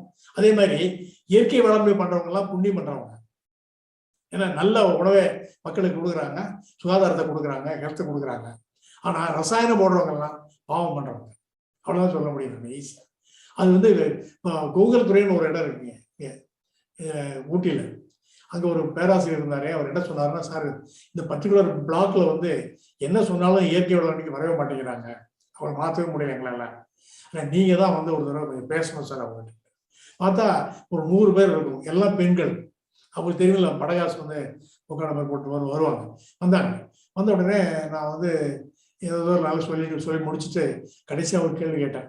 நீங்களாம் பாவம் செய்ய விரும்புகிறீங்களா, புண்ணியம் செய்ய விரும்புகிறீங்களான்னு கேட்டேன். உடனே புண்ணியம் செய்ய விரும்புறது எல்லாம் கை தூக்கினாங்க, பாவம் செய்ய விரும்புவது யாரும் கை தூக்கல. அப்பதான் சொன்னேன் நான், நீங்க பாவம் செய்ய விரும்பினால் ரசாயனத்தை தொடர்ச்சியாக பண்ணுங்க, ஆனா புண்ணியம் செய்ய விரும்பினா இயற்கை வேளாண்மைக்கு உடனே மாறுங்க அப்படின்னு சொன்னேன். சொன்ன அப்புறம் பாத்தீங்கன்னா அதுக்கு அவ்வளவு எதிர்ப்பு இருந்திருக்கு. அப்புறம் பேராசிரியர் மறுபடியும் ஃபோன் பண்ணிட்டு சொல்றாரு, சார் கிட்டத்தட்ட ஒரு 75% மேல எல்லாம் மாறிட்டாங்க அப்படின்னு சொன்னாரு. இப்போ அதனால என்னன்னா நம்ம வந்து நம்ம செய்ய வேண்டிய கடமை என்னன்னா இயற்கை வேளாண்மையை நம்ம வந்து ஊக்குவிக்கணும். இப்போ கூட எனக்கு கவர்மெண்ட்ல நான் என்ன சொல்றேன்னா, இவங்க வந்து யூரியாவுக்கு அதுக்கு இதுக்கு எல்லாமே பெஸ்டிசைடுகள்லாம் மானியம் கொடுக்குறாங்க. ஆனா இயற்கை பொருள் உற்பத்தி பண்ற பொருளுக்கு, இயற்கை இடுபொருள்களுக்கு இது விலை கொடுக்கறது இல்லை, மானியம் கொடுக்கறது இல்லை. இதை கொடுக்கணும்னு சொல்லி கவர்மெண்ட் ஆஃப் தமிழ்நாடு ஆக்சுவலாக கவர்மெண்ட் ஆஃப் இந்தியாவுக்கு நாங்கள் ரெப்ரசென்ட் பண்ணிட்டு இருக்கோம். என்னுடைய ஆர்கனைசேஷன்ல இருந்து நாங்கள் ரெப்ரசென்ட் பண்றோம். அது பண்ணாவே அவங்களை ஊக்குவிக்கமாக இருக்கும். இன்னொன்னு என்ன சொல்றாங்கன்னா, ஒரு பெரிய கேள்வி கேட்கறாங்க, ஸோ இயற்கை வேளாண்மை பண்ணுன்னு சொல்றீங்க, இயற்கை வேளாண்மை பண்ணா எங்களுக்கு மகசூல் குறையுது அப்படி ஒரு பெரிய கேள்வி வருது. ஆனா நான் என்ன சொல்றேன்னா, இயற்கை வேளாண்மையை முறையாக பண்ணா கண்டிப்பா உங்களுக்கு வளம் கூடுமே தவிர, மண் வளம் கூடும். மண் வளம் கூடுறதுனால உங்களுக்கு மகசூல் அதிகமாகும், குறையாது. இது தவறான ஒரு கண்ணோட்டம். அது இது எப்படின்னா மைண்ட் செட் இங்கிலீஷ் சொல்லுவோம், மனசை பொறுத்து இருக்கு.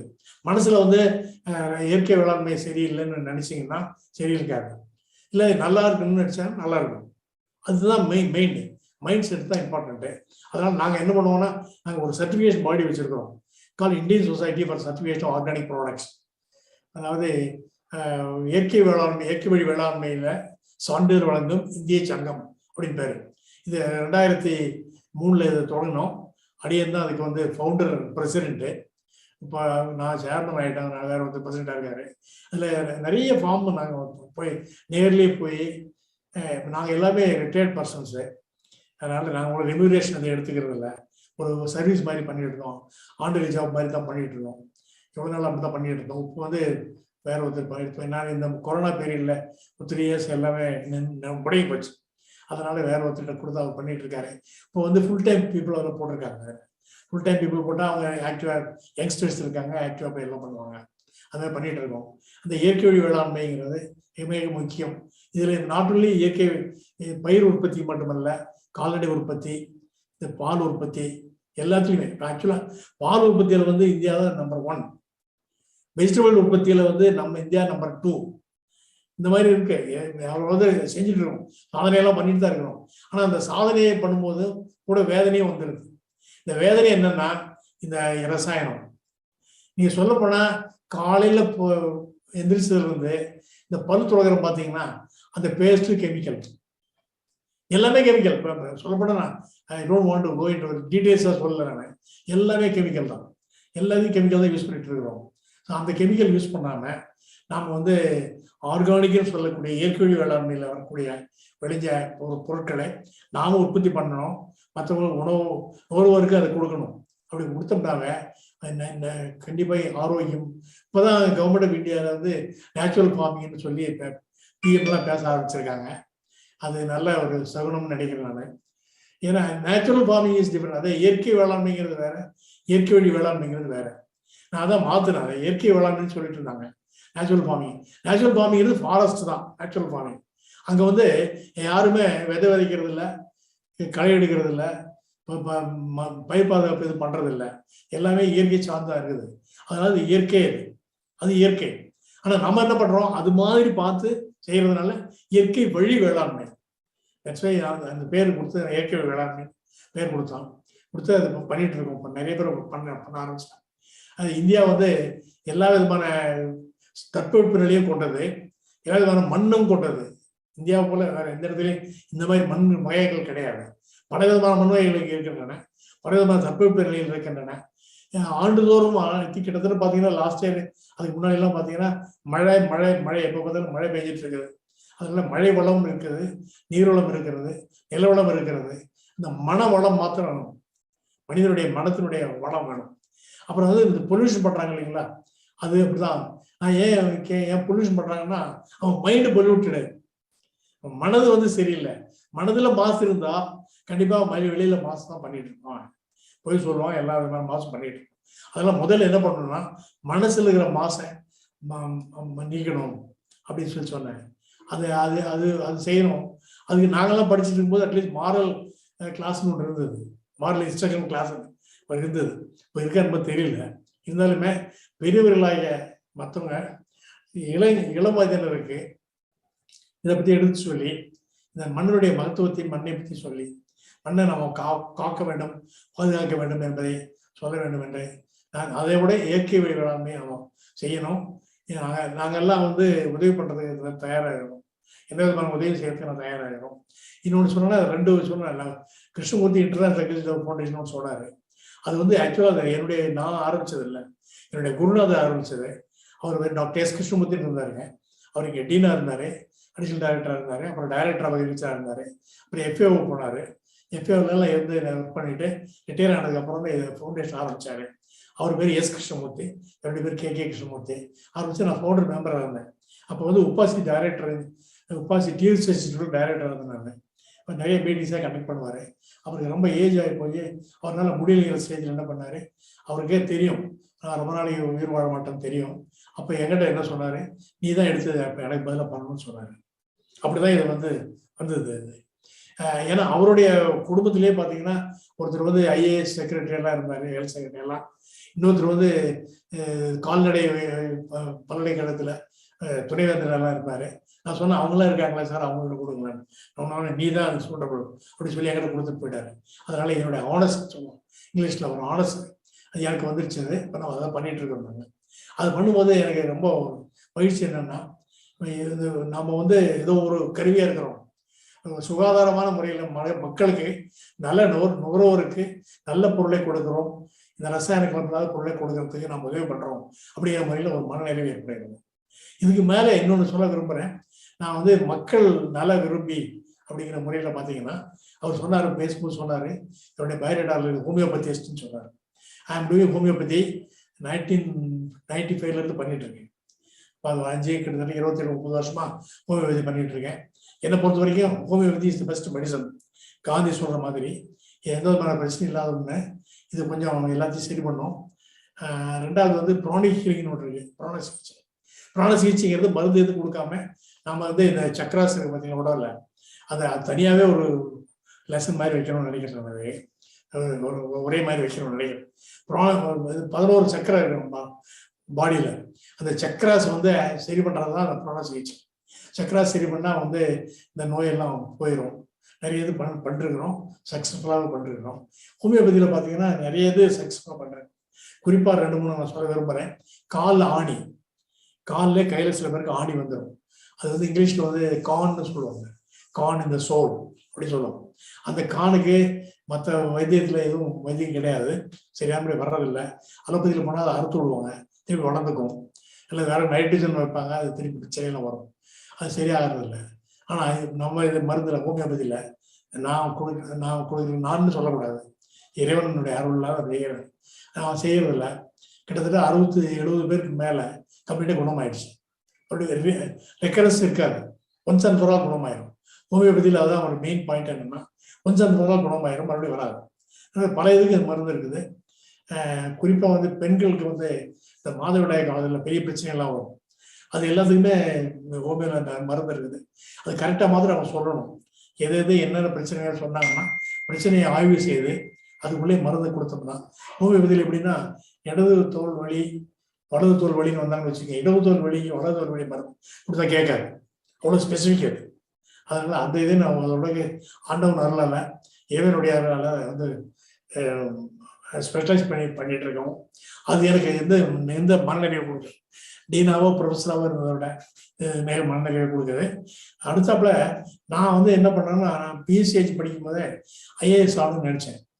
இப்போ நாங்கள் படிக்கும்போது பிஎஸ்சிஹெச் வாஸ் நாட் ரெகனைஸ்ட். ஐஏஎஸ்க்கு எனக்கு ரெகனைஸ் பண்ணல. நான் எம்எஸ்சி பண்ணும்போது தான் அதை ரெகனைஸ் பண்ணாங்க. அப்போ நினைச்ச எம்எஸ்சி வந்தாச்சு, அப்புறம் பிஹெச்டி போய் அப்புறம் சயின்டிஃபிக் லைனில் போயிட்டோம்.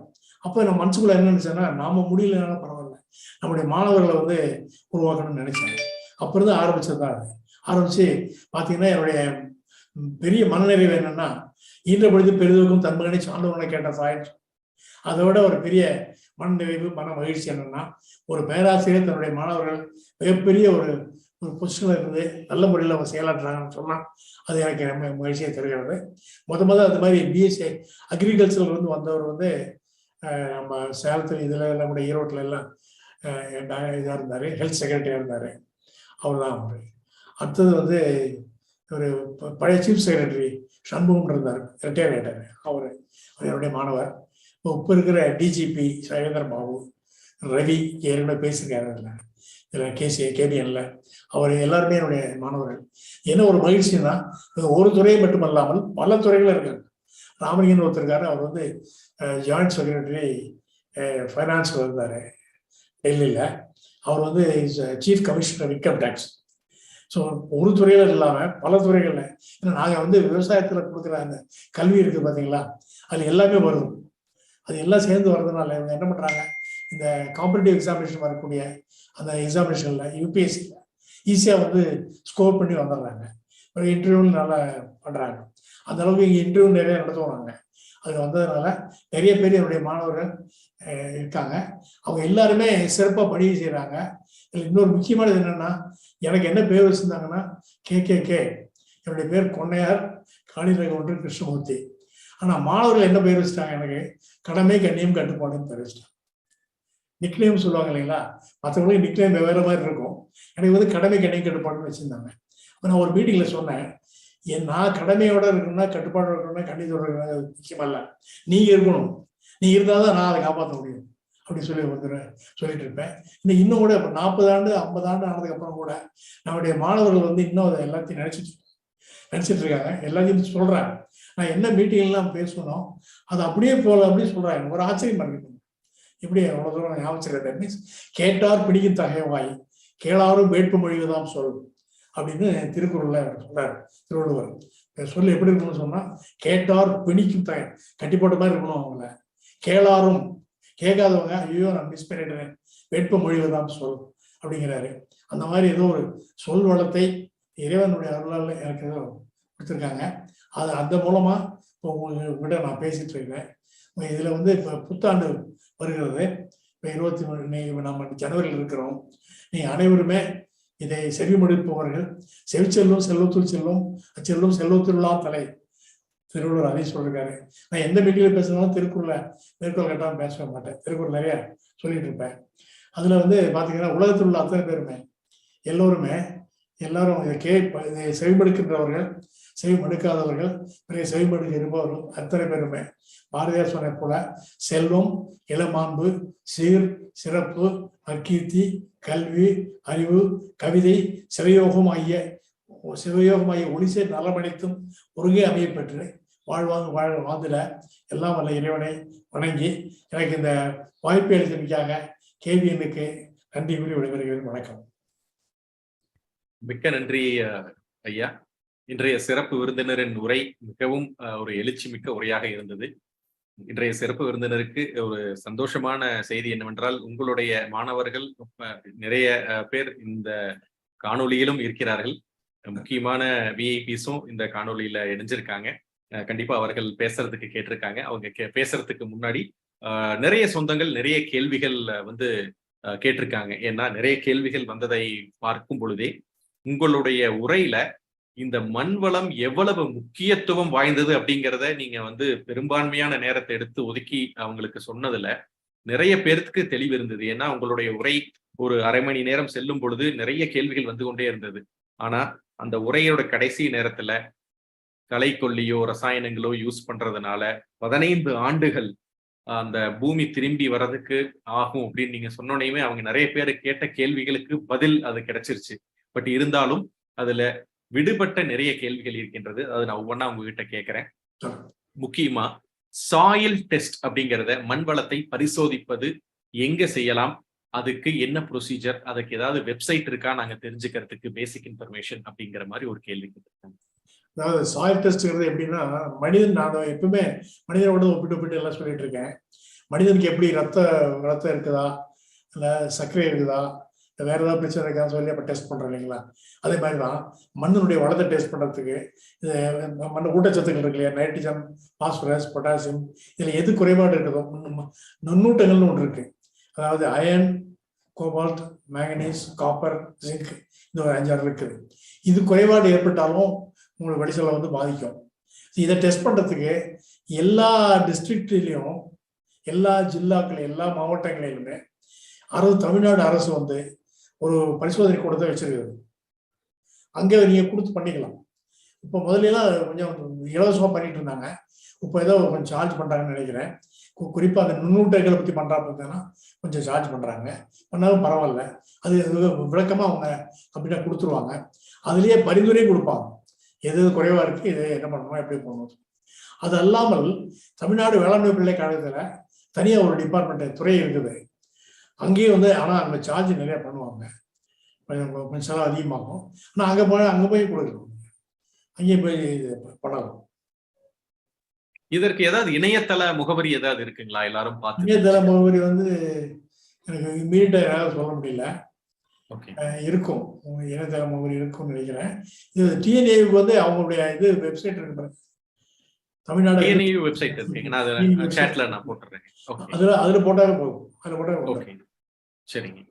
அடுத்ததாக, ஒவ்வொரு விவசாயம் செய்யும் விவசாயிகள் அந்த நிலத்தை பரிசோதித்த பிறகுதான் எந்த வகையான அதுல வந்து நம்ம செடிகள் நடலாம் அல்லது எந்த வகையான பணப்பயிர்கள் நடலாம் அப்படின்னு செய்யணுமா, அல்லது செடிகளை நட்டுவிட்டு அதற்கு பிறகு சாயில் டெஸ்ட் செய்து அதுக்கு தகுந்தாப்புல நம்ம வந்து அதற்கு ஊட்டச்சத்துக்கள் கொடுக்கலாமா அப்படின்னு ஒரு கேள்வி கேட்டிருக்காங்க.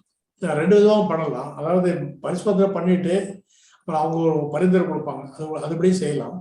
அதை விட என்னன்னா, என்னுடைய இது அனுபவம் வந்து அனுபவ ரீதியா பக்கத்தில் இருக்கிறவங்க, ஏற்றப்பட்டு இருக்கிறவங்க, சைடில் இருக்கிறவங்க, கூட இருக்கிறவங்க எல்லாம் என்ன பயிர் பண்றாங்க அப்படின்னு பார்த்து அதுபடி செய்யறது நல்லது. ஏன்னா ஒரு உதாரணத்தை சொன்னா, பஞ்சாப்ல வந்து கோதுமை தான் விளையும். அந்த மண்ணு வண்டல் மண்ணு, கோதுமை பிரமாதம் வரும், நெல்லுப்பு வருது.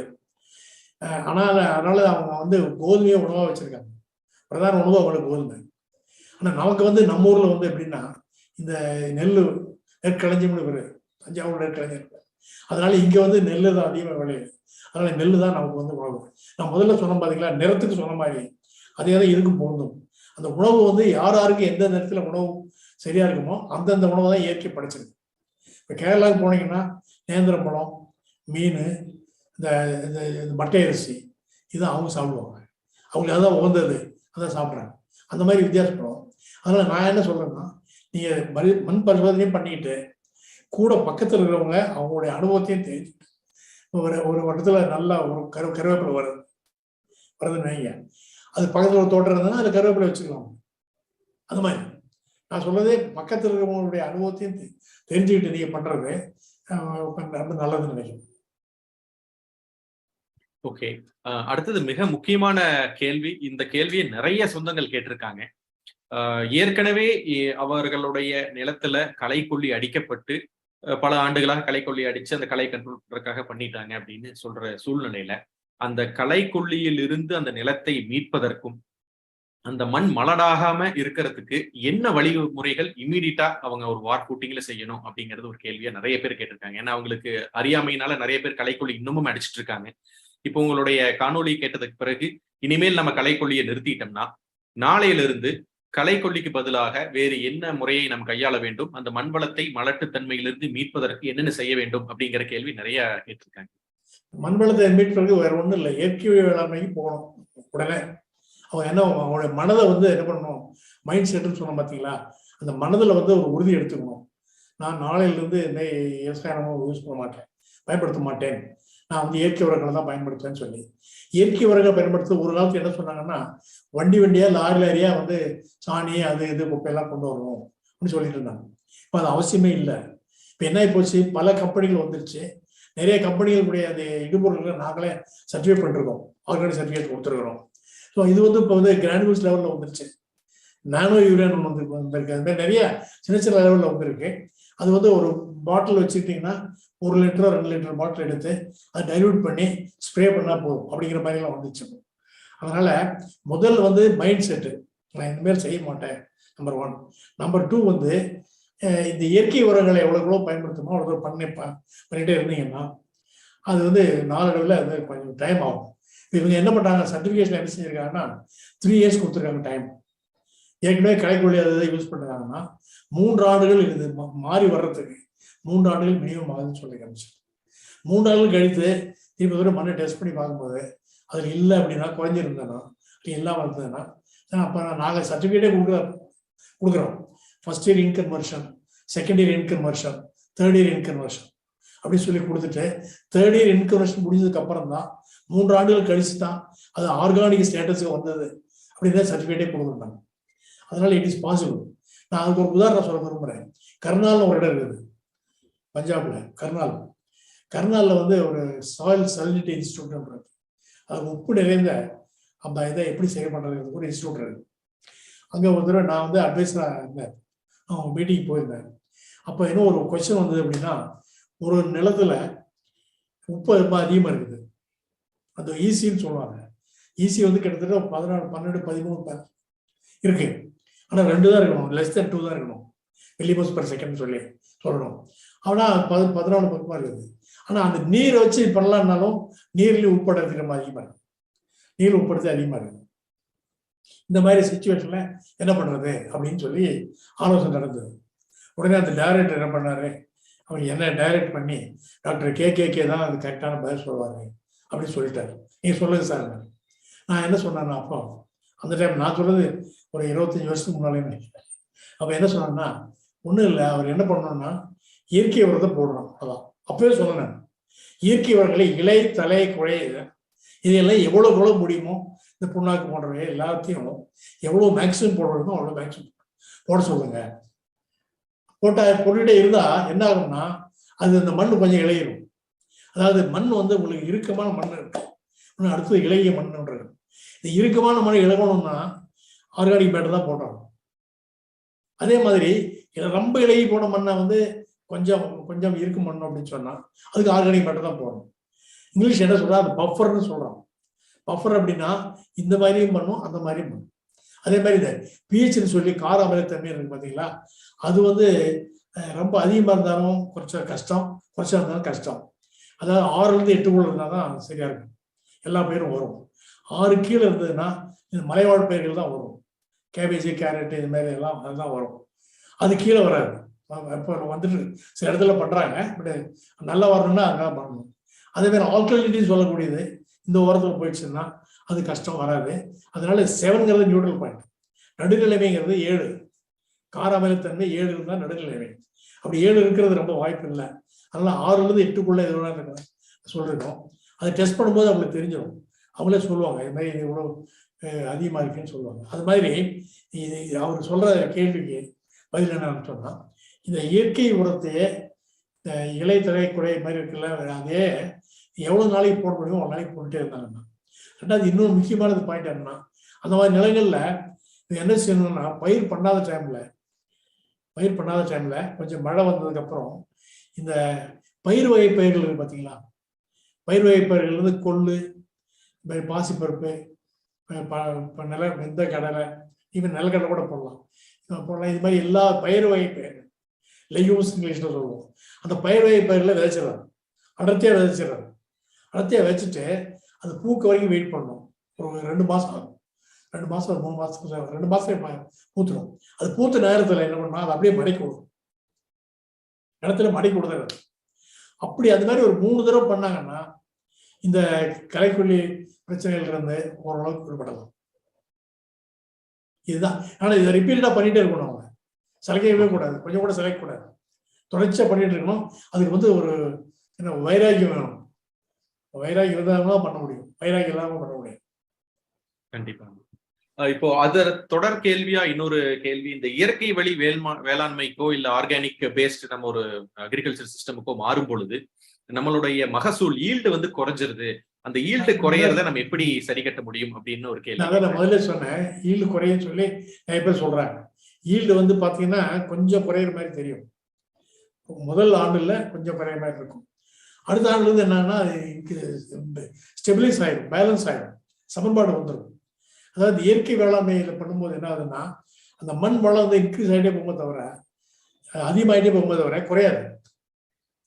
அதனால ஒரு ஆண்டு அல்லது 2 ஆண்டு மேக்சிமம், எப்படி நீங்க பாருங்க சாயில் ஒரு 2 ஆண்டுகள் வேணா கொஞ்சம் மகசூல் குறையிற மாதிரி தெரியலாம். ஆனா அதுக்கப்புறம் குறையறது சான்ஸே கிடையாது. அது தைரியமா பண்ணலாம், பிரச்சனை இல்லை. கண்டிப்பா. அடுத்தது இன்னொரு விளக்கம் கேட்டிருக்காங்க. இந்த மண் வளத்தை மேம்படுத்துவதற்கு டேம்ல இருந்து கொடுக்கக்கூடிய இந்த வண்டல் மண் அப்படிங்கறத நம்ம போடலாமா? வண்டல் மண் ரொம்ப மிக நல்லது. இப்ப எங்க ஊர்ல எல்லாம் பாத்தீங்கன்னா, மேற்காடு இருக்கும், மேற்காடு பக்கத்துல ஒரு ஏரி இருக்குது. அந்த ஏரி வந்து ஏரியில இருந்து என்ன பண்ணுவாங்கன்னா, அந்த மழை இல்லாத டைம்ல ஏரி வறண்டு போயிருக்கு இல்லைங்களா, அப்போ வந்து அப்போல்லாம் மாட்டு வண்டி தான், டிராக்டர்லாம் கிடையாது. மாட்டு வண்டியை போய் அள்ளி கொண்டாந்து இங்கே எல்லாம் நிரப்போம். அந்த வண்டல் மண் வந்து மிக வளம் வாய்ந்தது. அந்த வண்டல் மண்ணை பயன்படுத்துறது ரொம்ப நல்லது. குறிப்பா வந்து கொஞ்சம் மண்பாங்கான ஏரியா இருக்குன்னு வச்சுக்கோங்க. மண்பாங்கான நிலமா இருந்ததுன்னா, மணல் பாங்கான நிலமா இருந்தது, அந்த மணல் பாங்கான நிலத்துக்கு இந்த வண்டல் போடும்போது என்ன ஆகும், ஃபெர்டிலிட்டி இன்க்ரீஸ். இன்னும் சொல்ல போனா ஒரு இன்னொரு உதாரணம் சொல்றேன். இந்த விழுப்புரம் ஒரு இடம் இருக்கு பாத்தீங்களா, அங்க எங்க டீன் ஒருத்தர் டாக்டர் பொன்னையன் இருந்தார். அவர் ரிட்டையர் ஆனதுக்கு அப்புறம் ஸ்டேட் பேங்க் ஆஃப் இந்தியாவில் கன்சல்டண்டா இருந்தார். ஒரு நாள் என்ன ஃபோன் பண்ணி கூப்பிட்டு விழுப்புரத்துக்கு வர முடியுமா கேட்டார். போனோம். அங்கே போனால் என்னன்னா, அங்கே இருக்கிற அத்தனை ஃபார்மர்ஸ் தான் சுகர் கேன்ல, அந்த முண்டியம்பாக்கம் சுகர் ஃபேக்டரிக்கு சுகர் கேன் கொடுத்துட்டு இருக்காரு. ஒரு காலத்தில் வந்து 40 டன்னு 50 டன்னெல்லாம் வந்தது. இப்போ வந்து ரொம்ப 15 டன்னு 20 டன்னு குறைஞ்சி போச்சு. இது வந்து என்ன பண்ணிருக்காங்க, அவங்க அக்ரிகல்ச்சர் யூனிவர்சிட்டியில இருந்து நிறைய பேர் ஸ்பெஷலிஸ்ட் எல்லாம் கூப்பிட்டு, அதில் வந்து இந்த பூச்சியல் நிபுணர், பூஞ்சாலையல் நிபுணர், மற்றவங்க எல்லாம் ஒரு தடவை கூப்பிட்டு எல்லாத்தையும் சொல்லியிருக்காங்க. பார்த்துட்டு அவங்களால கரெக்டாக பதில் சொல்ல முடியல. அப்புறம் தான் அவர் என்ன கூப்பிட்டாரு. நான் போய் பார்த்தேன். பார்த்தோன்னே எல்லாத்தையும் விவசாயிகள்லாம் கூப்பிட்டு வச்சு எல்லாம் பேசும்போது பார்த்தீங்கன்னா, அது ரொம்ப வளர்ப்பாங்கன்னு நிலம். அதனால எதை போட்டாலும் கீழே போயிடுது. இப்போ அதுக்கு நீ இந்த வண்டல் கேட்டதுனால சொல்றேன், உதாரணமே சொல்றேன். நான் உடனே என்ன சொன்னேன்னா அவர்கிட்ட, சார் இது ரொம்ப சிம்பிள் சார். இல்லை எல்லாரும் வந்து பார்த்து முடியாதுன்னு போனாங்க, இது சிம்பிள்னு சொல்றீங்களே. என்னன்னா ஒன்றும் இல்லை சார், வண்டல் அடிச்சுட்டு வரணும். இப்போ நான் வந்து என்ன பண்ணுவேன்னா, இதை எடுத்துட்டு போய் மண்ணை எடுத்துட்டு போய் பரிசோதனை பண்ணி, இது வந்து மெக்கானிக்கல் அனாலிசிஸ் இருக்கு, அதில் பண்ணால் அந்த களி, வண்டல், சிறுமணல், பெருமணல் இது 4 எந்த விதத்தில் இருக்குன்னு பார்த்துட்டு அந்த விதத்துக்கு தகுந்த மாதிரி வண்டல் அடிக்கணும், அவ்வளோதான். ஸோ இத்தனை இதுக்கு இவ்வளோ போடுறேன்னு சொல்லி நான் கணக்கு கொடுத்துட்றேன், அதுபடியே செஞ்சால் போதும். இப்போ யார் ஃபைனான்ஸ் பண்ணுன்னா, சுகர் ஃபேக்ட்ரி ஃபைனான்ஸ் பண்ணலாம், கவர்மெண்ட் ஃபைனான்ஸ் பண்ணலாம், இந்த கோஆபரேட்டிவ் சொசைட்டி இருப்பாங்களா அவங்க ஃபைனான்ஸ் பண்ணலாம். ஃபார்மர் வந்து அதிகமாக கையில் செலவு பண்ண வேண்டியதில்லை. இது பண்ண போகுது சார் சொன்னேன். பண்ணி நீங்கள் நம்பாட்டி போக சொல்லுவாங்க. அது மாதிரி 2 இயர்ஸ் கழிச்சு பார்த்தீங்கன்னா ஈல்டு வந்து 15 டன் இருந்தவங்கன்னா 40-60 எடுக்க ஆரம்பிச்சிட்டாங்க. ரொம்ப சிம்பிள். அது மாதிரி என்ன காரணம்னு அதை கண்டுபிடிச்சு அதை செஞ்சோம்னா கரெக்டாக வரும். மிக்க நன்றி. நான் சொல்ல பார்த்தேன், இயற்கை வேளாண்மை பண்ணும்போது பூச்சி பூஞ்சாலையல் தொல்லையே இருக்காது. இப்போ எதுக்கு மருந்து அடிக்கிறாங்க அவங்க, இந்த பூச்சியும் கொள்றதுக்கு, பூஞ்சாலத்தை கொள்றதுக்கு, ஃபங்கஸ் கொள்றதுக்கு தான் மருந்து அடிக்கிறாங்க. அதை என்ன பண்ணோம்னா, இதை பண்ணும்போது இயற்கை வழியில பண்ணும்போது எங்களுக்கு நிறைய அனுபவம் இருக்கு. எங்களுக்கு இயற்கை வழியில் பண்ணுவாங்கன்னா என்ன சொல்றாங்கன்னா, சார் பூச்சி பூஞ்சாலாம் வரதில்லை சார், நீ உண்மையா சொல்லுங்களா இல்லை எங்களை பார்த்துருந்தேன் எங்களுக்காக சொல்லுங்களான்னு கேட்டேன். சத்தியம் பண்ணுவா சார், கற்பூரத்து மேல சத்தியம் பண்ணுன்னா சொல்லலாம், சத்தியம் பண்ணும். அந்த மாதிரி இயற்கையா, அதாவது என்னன்னா, இன்னொன்னு சொல்ல மறந்துட்டேன், இயற்கையை வந்து 2 பேர்த்த படிச்சிருக்கு. ஒன்று வந்து இந்த அசுரர்கள் தேவர்கள்ன்ற மாதிரி நடைமுறையில் நடந்துட்டு இருக்கு. ஒன்று வந்து கெடுக்கிற பூச்சி, அழிக்கிற பூச்சி, இந்த வெட்டுக்கிளி மாதிரி இருக்கிறதுலாம் நிறைய பூச்சி இருக்கு. இன்னொன்று வந்து அதை சாப்பிட்ற பூச்சி, நன்மை பண்ற பூச்சி இருக்கு. இப்போ என்ன ஆகி போச்சு, இந்த மருந்து அடிக்கிறதுல நன்மை பண்ற பூச்சி சேர்த்து போச்சு, தீமை பண்ற பூச்சி சேர்த்து போச்சுங்கிற மாதிரி. இப்போ தேனி இருக்கு பார்த்தீங்களா, தேனி இல்லைன்னா உலகமே இல்லை. தேனி இல்லைன்னா விவசாயம் பண்ண முடியாது. இந்த என்னாச்சு, இந்த மருந்து அடிக்கிறதுனால தேனி சேர்த்து செத்து போகுது. இந்த மகரந்த சேர்க்கைக்கு வந்து தேனி ரொம்ப ரொம்ப அவசியம். நாங்கள் எல்லா இடத்துலையும் என்ன சொல்றோம்னா, தேன் கூடு தேன் பெட்டி வைங்க, தேன் கூடு வைங்க அப்படின்னு சொல்றோம். பெட்டி வைங்கன்னு சொல்லிட்டு இருக்கோம். ஒரு ஏக்கருக்கு கணக்கெல்லாம் இருக்குது. அது வச்சிங்கன்னா ஈல்டு அதிகமாகும். ஏன்னா மகரந்த சேர்க்கிறதுனால அயர் மகரந்த சேர்க்கிறனால எல்லாம் நடக்கும், ஈல்டு அதிகமாகும். அதனால இந்த உயிர் வாழக்கூடிய நல்ல நல்ல பூச்சிகள் இருக்கு பார்த்தீங்கன்னா, நன்மை செய்யக்கூடிய பூச்சிகள் அதிகமாகுது. இயற்கை வேளாண்மை வரும்போது அது ரொம்ப அதிகமாகுது. அது வந்து மற்ற எல்லாம் கட்டுப்படுத்திடுது, பிரச்சனை இருக்காது. மிக தெளிவான ஒரு விளக்கம் கொடுத்திருக்கீங்க. நிறைய கேள்விகள் அடுத்தடுத்து வரக்கூடிய கேள்விகளுக்கும் இதுவே பதிலாக மாறிவிட்டது. அதனால அந்த கேள்விகளை தவிர்த்து அடுத்தது இன்னொரு முக்கியமான கேள்வி நிறைய சொந்தங்கள் கேட்டிருக்கேன். என்னன்னா, இப்ப ரீசெண்ட் இதுல வந்து பயோ நியூட்ரியன்ஸ் இந்த மாதிரி கிரானியூல்ஸ் நீங்க சொல்லியிருக்கீங்க. இந்த மாதிரி இருக்கக்கூடிய நிறைய நிறுவனங்கள் வந்து நீங்க இயற்கை வழி வேளாண்மையில போகும்பொழுது இதெல்லாம் நீங்க பயிர்களுக்கோ அல்லது பெரிய மரங்களுக்கோ கொடுங்க அப்படின்னு சொல்றாங்க. பட் அதனுடைய விலைகள் அதிகமாக இருக்கின்ற காரணத்தினால் அவங்க எக்ஸிஸ்டிங் இருக்கக்கூடிய ரசாயனத்தை விட இது விலை அதிகமா இருக்கு அப்படின்னு நிறைய விவசாயிகள் ஃபீல் பண்றதா ஒரு காரணத்தினாலே அவங்க பழையபடி ரசாயனத்தையே தொடர்ச்சியா கொண்டு சென்று கொண்டு இருக்கிறார்கள். இப்ப அந்த மாதிரி இந்த ஆர்கானிக் பேஸ்ட் இதெல்லாம் வந்து பண்ணும்பொழுது உங்களுடைய ஆலோசனை எங்க எப்படி நம்ம வந்து விலை கட்டுப்படுத்தி இயற்கை வழி வேளாண்மைக்கு மாற முடியும் அப்படிங்கிற உங்களுடைய ஆலோசனைகள் கேட்டிருக்காங்க. இல்ல, அது வந்து அவங்க அவங்க டிபெண்ட்ஸ் அப்பான் அது கம்பெனி பொறுத்து இருக்குது. அது ஒரு சிலர் வந்து அதிகமாக விலைக்கு விற்கிறாங்க, அது அவசியமே இல்லை. அதிகமாக விலைக்கு விற்க வேண்டிய அவசியம் இல்லை. இப்போ நாங்கள் சர்டிஃபை பண்ண கம்பெனி எல்லாமே யாருமே அந்த மாதிரி விலைகளில் விற்கிறது இல்லை. அதெல்லாம் ஓரளவுக்கு மாடரேட்டு நம்ம கட்டுப்படி ஆகக்கூடிய விலையெல்லாம் வித்துட்டு இருக்காங்க. அதனால அந்த மாதிரி கம்பெனி தவிர்த்துடலாம். நீங்கள் அந்த மாதிரி இடங்களை தவிர்த்துட்டு நல்ல முறையில் யார் பண்ணாங்களோ அவங்ககிட்ட பண்ணலாம்.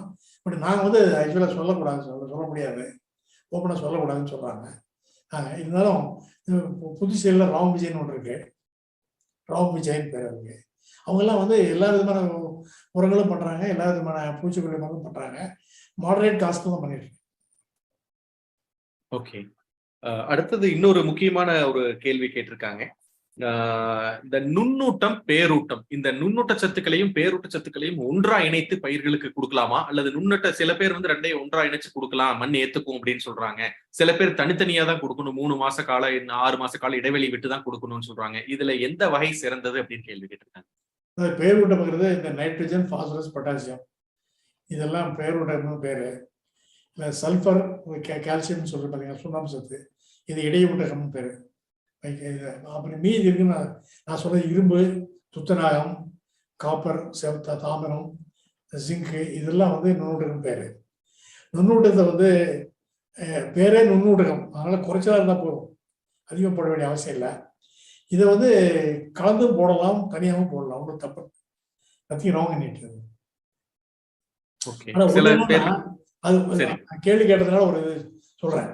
இப்போ ஜிங்க் சல்பேட் இருக்கு பார்த்தீங்களா, ஜிங்க் வந்து நம்ம ஹியூமன் பாடிக்கும் தேவைப்படுது கொஞ்சமான அளவு. நாங்கள் ஒரு தடவை என்ன பண்ணோம், அந்த கலர் நிலத்தை வந்து ஜிங்க் சல்பேட் போட்டால் அதை வந்து சீர்திருத்தம் பண்ணி ரொம்ப நாளைக்கு முன்னால் நான் பேராசிரியர் இருக்கும்போது பண்ணேன். அது இந்த முடக்குறிச்சி பக்கத்தில் ஒரு ஃபார்மர் என்ன பண்ணாரு, நான் ஜிங்க் சல்பேட் தான் சார் போட்டேன், ஆனால் அப்புறம் எல்லாம் சாவியாக போச்சு சார், காஞ்சி போச்சு இந்த மாதிரி சொன்னார். நான் நம்பல, எவ்வளோ போட்டீங்கன்னு கேட்டால் சொல்ல மாட்டேன்ட்டார். ஒரு கடைசியில் நான் ஒரு டீம் அனுப்பிச்சு இன்வெஸ்டிகேட் பண்ணி பார்த்தேன். என்னன்னா, அவர் நாங்கள் ரெக்கமெண்ட் பண்ணதுக்கு மேலே ஒரு 10 முறை 10x10 போட்டார். அதாவது அவ்வளோ அதிகமாக போட்டீங்கன்னா கண்டிப்பாக வந்து ஹார்ம்ஃபுல் தான். இப்போ இரும்பு சத்து இருக்கு பார்த்தீங்களா, இரும்பு சத்து உடலுக்கு தேவை. ஆனால் சில இதில் நான் தப்பாக சொல்லலை, சிலது வந்து சித்த வைத்தியத்தில் அங்கே எங்கெல்லாம் என்ன பண்ணுறாங்கன்னா, நாங்கள் வந்து பஸ்பம் கொடுக்குறோம், அயம் பஸ்பம் கொடுக்குறோம், இரும்பு பஸ்பம் கொடுக்குறோன்னு சொல்லி அது பஸ்பமும் பண்ணாமல் அரைக்குறையாக ஏதாவது பண்ணி கொடுத்துட்றாங்க. இப்போ இரும்பு சத்து அதிகமானால் ஹார்ட் அட்டாக் வரும். நிறைய எக்ஸாம்பிள்ஸ் எனக்கு தெரியும், நான் சொல்ல விரும்பலை. நமக்கு தெரிஞ்சவங்க நம்ம ஃப்ரெண்ட்ஸுக்கு அது ஆயிருக்குது. அதனால இது ரொம்ப அளவோடு தான் இருக்கும். இதை எப்படி போடலாம் அப்படி அதை விட இன்னொன்று என்னென்னா, நீங்கள் இந்த இதில் பார்த்தீங்கல்ல, சாயில் டெஸ்டிங் பண்ணுறீங்கல்ல, சாயில் டெஸ்ட் பண்ணும்போது நுண்ணூட்டத்தை பண்ண சொல்லி கொடுங்க, கேளுங்க. நுண்ணூட்டத்தை பண்ண சொல்லி அவங்க சொல்லுவாங்க, இதில் குறைபாடு இருக்கு, அதில் குறைபாடு எதுன்னு சொல்கிறாங்களோ அதை மாத்திரம் போட்டால் கொடுப்போம். கலவையா பண்ண வேண்டியதில்லை, எல்லாத்தையும் சேர்த்து போட வேண்டியதில்லை. அது ஒரு தப்பு நடந்தது தமிழகத்திலே, தமிழ்நாட்டில் இது ஒரு மிஸ்டேக் நடந்தது. எல்லாத்தையும் பஞ்சாபத்து மாதிரி பண்ணி கொடுக்குறது அவசியம் இல்லை. நமக்கு வைட்டமின்ஸ் இருக்கு பார்த்தீங்கன்னா, அது மாதிரி தான் கிட்டத்தட்ட வைட்டமின்ஸ் மாதிரி தான் ஆகும். எந்த வைட்டமின் குறைவாக அந்த வைட்டமின் சாப்பிட்டா போதும், ஆல் வைட்டமின்ஸ் சாப்பிடணும்னு அவசியம் இல்லை. கண்டிப்பா கண்டிப்பா. அடுத்ததாக இந்த மண் வளத்தை மேம்படுத்துவதற்கு நாட்டு மாடு சார்ந்த அதனுடைய சாணம், கோமியம் அல்லது ஜீவ இதெல்லாம் சொல்றாங்க, அந்த மாதிரி இருக்கிறது பெட்டரா, இல்ல நம்ம இந்த உயர் ரக ஜெர்சி பசு அதை வச்சு கூட நம்ம பண்றது பெட்டரா? இது வந்து சாயில் நம்மளுடைய தன்மையை இன்க்ரீஸ் பண்றதுக்கு, அந்த ஃபெர்டிலிட்டி இன்க்ரீஸ் பண்றதுக்கு நாட்டு மாடு தான் வேளாண்மை பண்ணும்போது நாட்டு மாடு தான் இருக்குன்னு சொல்றோம். நாட்டு மாடு நிறையவே இருக்குது, நம்ம கிட்ட நிறைய வெரைட்டிஸ் இருக்குது, நிறைய இனங்கள் இருக்குது, எல்லா இடத்துலையும் இருக்குது. அதை கொஞ்சம் அதிகப்படுத்தணும். இப்போ வந்து ஒரு எக்ஸாம்பிள் காங்கேயம் காளை இருக்கு, காங்கேயம் அது மாதிரி இருக்கிறதெல்லாம் அதிகப்படுத்தணும். இப்போ அது வந்து கவர்மெண்ட்ல வந்து அதை ரெகனைஸ் பண்ணியிருக்காங்க, உணர்ந்துருக்காங்க. அதெல்லாம் இது அங்கிருந்து ஜெர்சி கிர்சி இது மாதிரி எல்லாம் அது கொண்டு வரதை விட நாட்டு மாடு நல்லதே அப்படின்னு சொல்லி நல்லது. நாட்டு மாட்டு பாலை வந்து A2 A1 A2 இருக்கு பார்த்தீங்களா, A2 பால் தான் நல்லதுன்னு சொல்லிட்டு நாட்டு மாட்டு பால், இது நாட்டு மாட்டு சாணம், நாட்டு மாட்டு கோமியம், இதுதான் நம்ம தெளிக்கணும், இயற்கை வழியில் சொல்றோம். ஓகே, சொந்தங்கள் நிறைய கேள்விகள் கேட்டிருக்காங்க. முக்கியமா ஒரே ஒரு கேள்வி உங்ககிட்ட கேட்க வேண்டியது, இந்த கிருஷ்ணமூர்த்தி. ஓகே, நேரம் இருந்ததுனால உங்களோட அனுமதி கேட்டுட்டு அதுக்கு பிறகு நம்ம செல்லலாம்னு. சொந்தங்களே, சாட் பாக்ஸ்ல நீங்க கேட்ட இணைய வழி முகவரி தமிழ்நாடு அக்ரிகல்ச்சர் யூனிவர்சிட்டியில இருந்து நம்ம கூட இணைஞ்சிருக்கக்கூடிய ஆனந்த்ராஜு அவர்கள் வந்து போஸ்ட் பண்ணியிருக்காங்க. சாயில் டெஸ்டிங் பத்தியும் வாட்டர் டெஸ்டிங் பத்தியும் ரெண்டுமே அந்த லிங்கை நீங்க வந்து கிளிக் பண்ணி சேவ் பண்ணி வச்சுட்டீங்கன்னா இந்த செஷன் முடிச்சதுக்கு பிறகு நீங்க அதை வந்து உங்களுடைய விளக்கத்தை எல்லாம் நீங்க அதை படிச்சு தெரிஞ்சுக்கலாம். ஆனந்த்ராஜ் வந்து is a very very good student. எனக்கு ஸ்டூடெண்ட் வந்தாரு, அவரு இணைஞ்சிருக்காருங்க. ஓகே, அவர் இதுல வந்து இருக்காருங்க அவரு இருக்காரு. ஆமாங்க, ரவி சார் ஐபிஎஸ் முன்னாள் டிஜிபி, அவரும் இணைஞ்சிருக்காரு. இன்னும் நிறைய பேர் இருக்காங்க, என்ன ஸ்கிரீன் பார்க்க முடியல. கண்டிப்பா அவர்கள் ஆனந்தராஜ் பொறுத்த வரைக்கும் நல்ல திறமைசாலி, செய்யக்கூடியவரு.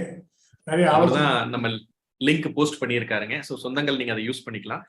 கிருஷ்ணமூர்த்தி இன்டர்நேஷனல் அக்ரிகல்ச்சர் டெவலப்மெண்ட்ல இணைஞ்சு செயலாற்றுவதற்கு இந்த காணொலியில் இருக்கக்கூடிய நிறைய சொந்தங்கள் ஆர்வமாக இருக்கிறார்கள். அதை இணைய இருந்து உங்க கூட பணியாற்றுவதற்கு என்ன மாதிரி வாய்ப்புகள் இருக்குங்கிறத ஒரு விளக்கம் சொன்னீங்கன்னா அவங்க அதற்கு மேற்கொண்டு நாம அவங்களுடைய ஒரு ரெண்டு ஆர்கனைசேஷன் சொன்னோம் இல்லைங்களா, ஒன்னு இந்தியன் சொசைட்டி ஸ்காப்னு பேர் இருக்கு, Indian society for certification organic products. அதுல வந்து சர்டிஃபிகேட் மாத்திரம் தான் பண்ண முடியும், வேற ஒன்றும் பண்ணக்கூடாது, டெவலப்மெண்ட் பண்ணக்கூடாது. அதனாலதான் இது அந்த ஆர்கனைசேஷன்ல தான் டெவலப்மெண்ட். நிறைய பேர் என்ன கேட்கறாங்கன்னா, எங்களுக்கு ஃபார்ம் இருக்குது, ஃபார்ம் வந்து எப்படி டெவலப் பண்றதுன்னு கேட்கறாங்க. சில பேர் என்ன சொல்றாங்க, நீங்களே இந்த ஃபார்ம் எடுத்துக்க சார், நீங்களே எல்லாம் பண்ணுங்க சார்ன்னு சொல்றாங்க. அது எங்களால் பண்ண முடியாது, நாங்க என்ன ஆலோசனை மாத்திரம் கொடுக்க முடியும். நம்ம இப்ப நிறைய இடங்கள்ல அது மாதிரி போய் பண்ணிருக்கிறோம், ஏற்காடுல இங்க நிறைய இடங்கள்ல பண்ணிருக்கிறோம், நிறைய இடங்கள்ல ஆலோசனை கொடுத்துருக்கிறோம். எங்கிட்ட எல்லா சயின்டிஸ்ட் இருக்காங்க, எல்லா துறையில் உள்ளவங்களும் இருக்கிறதுனால நாங்கள் போய் ஆலோசனை கொடுக்க முடியும். அவங்க எனக்கு எழுதுனாங்கன்னா போதும். அது கிடாஃப்னு ஒன்று இருக்கு, அதனுடைய அல்லது எனக்கே வந்து PROF DR கிருஷ்ணமூர்த்தி இருக்கு பார்த்தீங்களா, அது அமிச்சாலும் சரி, PROF DR KKK இருக்கு, KKK@yahoo.com அதுக்கு அமிச்சாலும் சரி, அல்லது என்னுடைய ஃபோன் நம்பருக்கு ஃபோன் பண்ணி கேட்டாலும் சரி. எங்க CEO ஒருத்தர் டாக்டர் முருகேசன் இருக்காரு, முருகேசன் உங்களுக்கு தெரிஞ்சிருக்குமான்னு தெரியல. தெரியும். மைக்ரோபயாலஜி. ஆமாங்க. அவர் இங்க இதுல பிசினஸ் டெவலப்மெண்ட்ல தான் இருந்தாரு, டைரக்டரா இருந்தாரு, ரிட்டையர் ஆயிட்டாரு. He is actually the CEO of our KEDAF, Krishnamurthy international ஃபவுண்டேஷனுடைய அக்ரோனிம் KEDAF, KADF. அவர் தான் CEO. ஓகேங்க, அவருடைய தொலைபேசி மொபைல் நம்பர் இருக்குங்க, நான் அதையும் நம்ம சொந்தங்களுக்கு ஷேர் பண்ணிடுறேன். இல்ல அவர் என்ன அவங்க வந்திருக்காரு அதுல தெரியலைங்க, நான் என்ன பார்க்கல, மேபி இன்னொரு 5 நிமிஷத்துக்குள்ள வந்திருக்காரு. சரி, அவரு பழனி எல்லாம் தெரியும் சார்னு சொன்னாரு. ஆமாங்க, தெரியும், நான் ரொம்ப நாளா அவர் கூட தொடர்புல இருக்கோங்க. அடுத்ததாக முக்கியமா நிறைய சொந்தங்கள் பல தடவை பல விதமான இந்த கேள்வியை கேட்டிருக்காங்க. இயற்கை வழி வேளாண்மையில் நம்ம செல்லுவதற்கு விளை பொருட்களை நம்ம சந்தைப்படுத்தும் பொழுது அதற்குண்டான உரிய அல்லது ஒரு ஒரு அதிகப்படியான விலை கிடைக்கிறது இல்ல. அதற்கு ஏதாவது உங்களுடைய ஆலோசனைகள் இருக்கா அப்படின்னு கேட்டிருக்காங்க. இது நிறைய பேர் கேட்டிருக்காங்க. ஏன்னா நானும் இயற்கை விலை செஞ்சுட்டு இருக்கேன். ஆனா எனக்கு அந்த காஸ்ட் கிடைக்கிறது இல்ல. அது எல்லாருமே கேட்கக்கூடிய கேள்விதான் அது. ஓகே. வந்து ஈல்டு மகசூல் அதிகமா வரலைங்கிற ஒரு கேள்வி. அதாவது சந்தைப்படுத்துதல எங்களுக்கு விலை அதிகமா வரதில்லைன்னு சொல்லிடுச்சு. அதாவது இவங்க ஒரு எகைன் மைண்ட் செட் எப்படின்னா, அதாவது வந்து இயற்கை வழியில பண்ணும்போது ஈல்டு குறையுது, மகசூல் குறையுது, விலை கிடைக்கிறது இல்லை அப்படின்னு மாதிரி சொல்றாங்க. ஆனா மதிப்பூட்டப்படுகிறது. இயற்கை வழியில பண்ணும்போது மதிப்பு கூட்ட பொருளாக ஆகிறது, மதிப்பு கூட்டப்பட்ட பொருளாக ஆகிறது. அதனால நீ அதை கொஞ்சம் விலையை அதிகம் வச்சு விற்கலாம், அது ஒன்றும் தப்பு கிடையாது. ரெண்டாவது வந்து நாங்கள் எல்லாம் முயற்சி பண்ணிட்டு இருக்கோம். கவர்மெண்ட் சைடில் எந்த அளவுக்கு இதை வந்து பண்ணணும்னு சொல்லி தமிழ்நாடு கவர்மெண்ட் வந்து ரொம்ப ஸ்டெப்ஸ் சொல்கிறாங்க இதுக்கு. அதனால அவங்களுடைய அதாவது நிறைய இடங்கள்ல என்ன பண்ணிருக்காங்கன்னா ஃபார்மர்ஸ் சொசைட்டின்னு ஆரம்பிச்சிருக்காங்க. ஃபார்மர்ஸ் கோஆபரேட்டிவ் சொசைட்டி மாதிரி ஆரம்பிச்சிருக்காங்க. அந்த சொசைட்டி நாங்கள் வந்து கிட்டத்தட்ட இப்போ ஒரு 10, 30, 40 சொசைட்டி வந்து நாங்கள் சர்டிஃபை பண்ணுறோம். அது முக்கியமாக அவங்க பண்ணுறது பூரா பருத்தி பண்ணிட்டு இருக்காங்க. இது பண்ணிட்டு இருக்கோம். மற்ற இதுக்கு பண்ண முடியும், எங்களால் பண்ணலாம். அது பண்ணும்போது என்னதுன்னா அவங்களுக்குள்ள ஒரு ஒற்றுமை வேணும். அதாவது ஒரு கோஆபரேட்டிவ் சொசைட்டி மாதிரி வச்சுட்டாங்கன்னா அவங்களுக்குள்ள ஒற்றுமை இருந்தேன்னா ஃபார்மர்ஸ் கோஆபரேட்டிவ் சொசைட்டினே பேர் இருக்கு. அது பண்ணிட்டாங்கன்னா தென் அவங்க ஈஸிலி கம் அவுட். ஓகே. மிக்க தெளிவான விளக்கங்கள். நம்ம இதுல அவரை நீங்க கான்டாக்ட் பண்ணீங்களான்னு தெரியல, மிஸ்டர் அத்தப்பா மாணிக்கம்னு. ஓகே, ஆமாங்க. அத்தப்பா மனுநீதி தெரியும். அவர் வந்து நிறைய இது மாதிரி பண்ணிட்டு இருக்காரு. அவர் என்ன செய்வாரு, இந்த விலை நிர்ணயத்தை பத்தி அவர் தெரியும். மனுநீதி ட்ரஸ்ட் வச்சிருக்காரு. அட்வைசரா இருக்காரு. அவர்கிட்ட நான் இந்த பாயிண்ட் சொல்றேன். அவர் நிறைய இதுக்கு பிச்சுக்கிழங்குக்கு, மஞ்சளுக்கு, அந்த கண்வழி கிழங்குன்னு ஒன்று இருக்கு பாத்தீங்களா, கண்வழி கிழங்குக்கு, இது எல்லாத்துக்கும் வந்து விலை நிர்ணயம் பண்ணிருக்காரு. ஃபார்மர்ஸ் அப்படி அவங்களுக்கு எந்த விதமான பிரச்சனையும் அவங்களுக்கு வரக்கூடாதுங்கிற மாதிரி பண்ணிருக்காரு. இப்போ கூட ரீசெண்டாக பார்த்தீங்கன்னா தென்னையில் வந்து அந்த இது டேப்பிங் இருக்கு பார்த்தீங்களா, 5% வந்து இப்போ 25% பண்ணுறதுக்கு ஒரு பண்ணி ஒத்துக்கிட்டாங்க கவர்மெண்ட்ல. அது வந்து விவசாயிகளுக்கு ரொம்ப பெரிய அனுகூலமாக இருக்காங்க. ஓகே. அதே மாதிரி நம்ம கேபிஎன்லயும் சொந்தங்கள் வந்து ஏபிடின்னு ஒரு டீம் நம்ம ஸ்டார்ட் பண்ணியிருக்கோம், அக்ரிகல்ச்சரல் ப்ராடக்ட்ஸ் டீம்னு.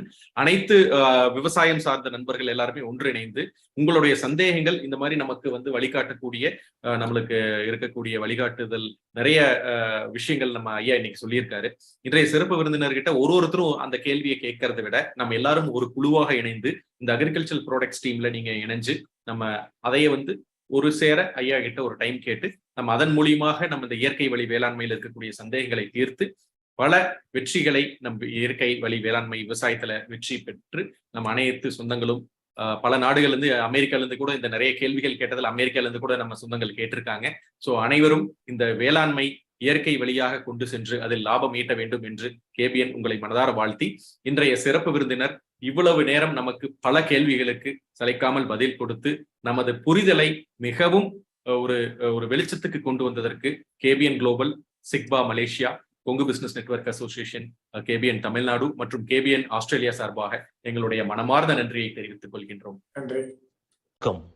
தொழில் மற்றும் வணிகம் செய்யும் கொங்கு வேளாள கவுண்டர் சொந்தங்களை இணைக்கும் பாலமாக கேபிஎன் குளோபல் என்ற டெலிகிராம் குரூப் செயல்பட்டு வருகிறது. 39 நாடுகளைச் சேர்ந்த 3585 கொங்கு வேளாள கவுண்டர் சொந்தங்கள் அதில் ஒரே குடும்பமாக தொழில் விவரங்களையும் தொழில் வாய்ப்புகளையும் அவர்களுக்குள் பரிமாறிக்கொண்டு உள்ளார்கள். இந்த குழு எந்த ஒரு அரசியல் கட்சியையோ அரசியல் தலைவர்களையோ பின்பற்றாத ஒரு குழுவாகும். நமது சமுதாயத்தின் மேல் அக்கறை கொண்டு முற்றிலும் நம் மக்களின் வர்த்தகத்தை உயர்த்த வேண்டும் என்ற உன்னத நோக்கில் செவ்வனே செயல்பட்டு வருகிறது. KBN என்ற பெயரில் மலேசியா கோலாலம்பூரில் பழனியப்பன் மாரப்பன் அவர்களால் தொடங்கப்பட்டு தற்போது தமிழ்நாட்டில் Kongu business network KBN association என்ற பெயரில் தமிழ்நாடு அரசில் பதிவு செய்யப்பட்டு தொழில் முனையும் கொங்கு சொந்தங்கள் ஆதரவோடு சிறப்புடன் செயல்பட்டு வருகிறது. KBN குளோபல் குழு தவிர வேறு எந்த ஒரு பெயரிலும் வாட்ஸ்அப் குழு, டெலிகிராம் குழு கிடையாது. இது நமது கொங்கு சொந்தங்களின் தொழில் மற்றும் சமுதாய முன்னேற்றத்திற்கு சேவை மனப்பான்மையுடன் உருவாக்கப்பட்ட அரசியல் சார்பற்ற அமைப்பு. இந்த குழுவில் இணைவதற்கு எந்த ஒரு கட்டணமும் கிடையாது. ஒரு சிலர் கேபிஎன் பெயரை பயன்படுத்தி சந்தா வசூலித்து சுய லாபத்துக்காக குழுக்களை அமைத்துக் கொண்டிருக்கின்றனர். அவ்வாறு செயல்படும் குழுவுக்கும் நமக்கும் எந்த தொடர்பும் கிடையாது. 100 விழுக்காடு தொழில் சம்பந்தப்பட்ட பதிவுகள் மட்டுமே, அதுவும் இலவசமாக, எந்த ஒரு சந்தாவும் இல்லாமல் நம் சொந்தங்கள் அனைவரும் முன்னேற வேண்டும் என்ற உயரிய எண்ணத்தில் பதிவுகளை அனுமதிக்கும் ஓர் உலகளாவிய வர்த்தக குழு, நம் தொழில் அபிவிருத்திக்கு ஏற்ற ஓர் உபயோகமுள்ள ஒரே குழு கேபிஎன் குளோபல் டெலிகிராம் குழு.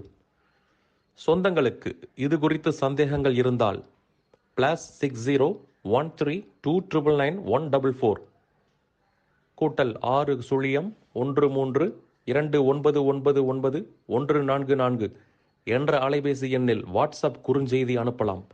நன்றிகளுடன் மலேசியா பழனியப்பன் மாரப்பன் அவர்கள் சார்பாக செழியன் குமாரசாமி. நீங்கள் நமது கொங்கு சொந்தங்கள் வாழ்வில் முன்னேற வேண்டும் என்று விரும்பினால் இந்த தகவலை உங்கள் சொந்தங்களுடன் பகிர்ந்து மகிழ்ந்திட அன்புடன் வேண்டுகிறேன். கேபிஎன் குளோபல் டெலிகிராம் குழுவில் இணைந்து உங்கள் தொழில் வணிக உறவுகளை விரிவுபடுத்தி வளம் பெற வாழ்த்துகிறேன். வணக்கம்.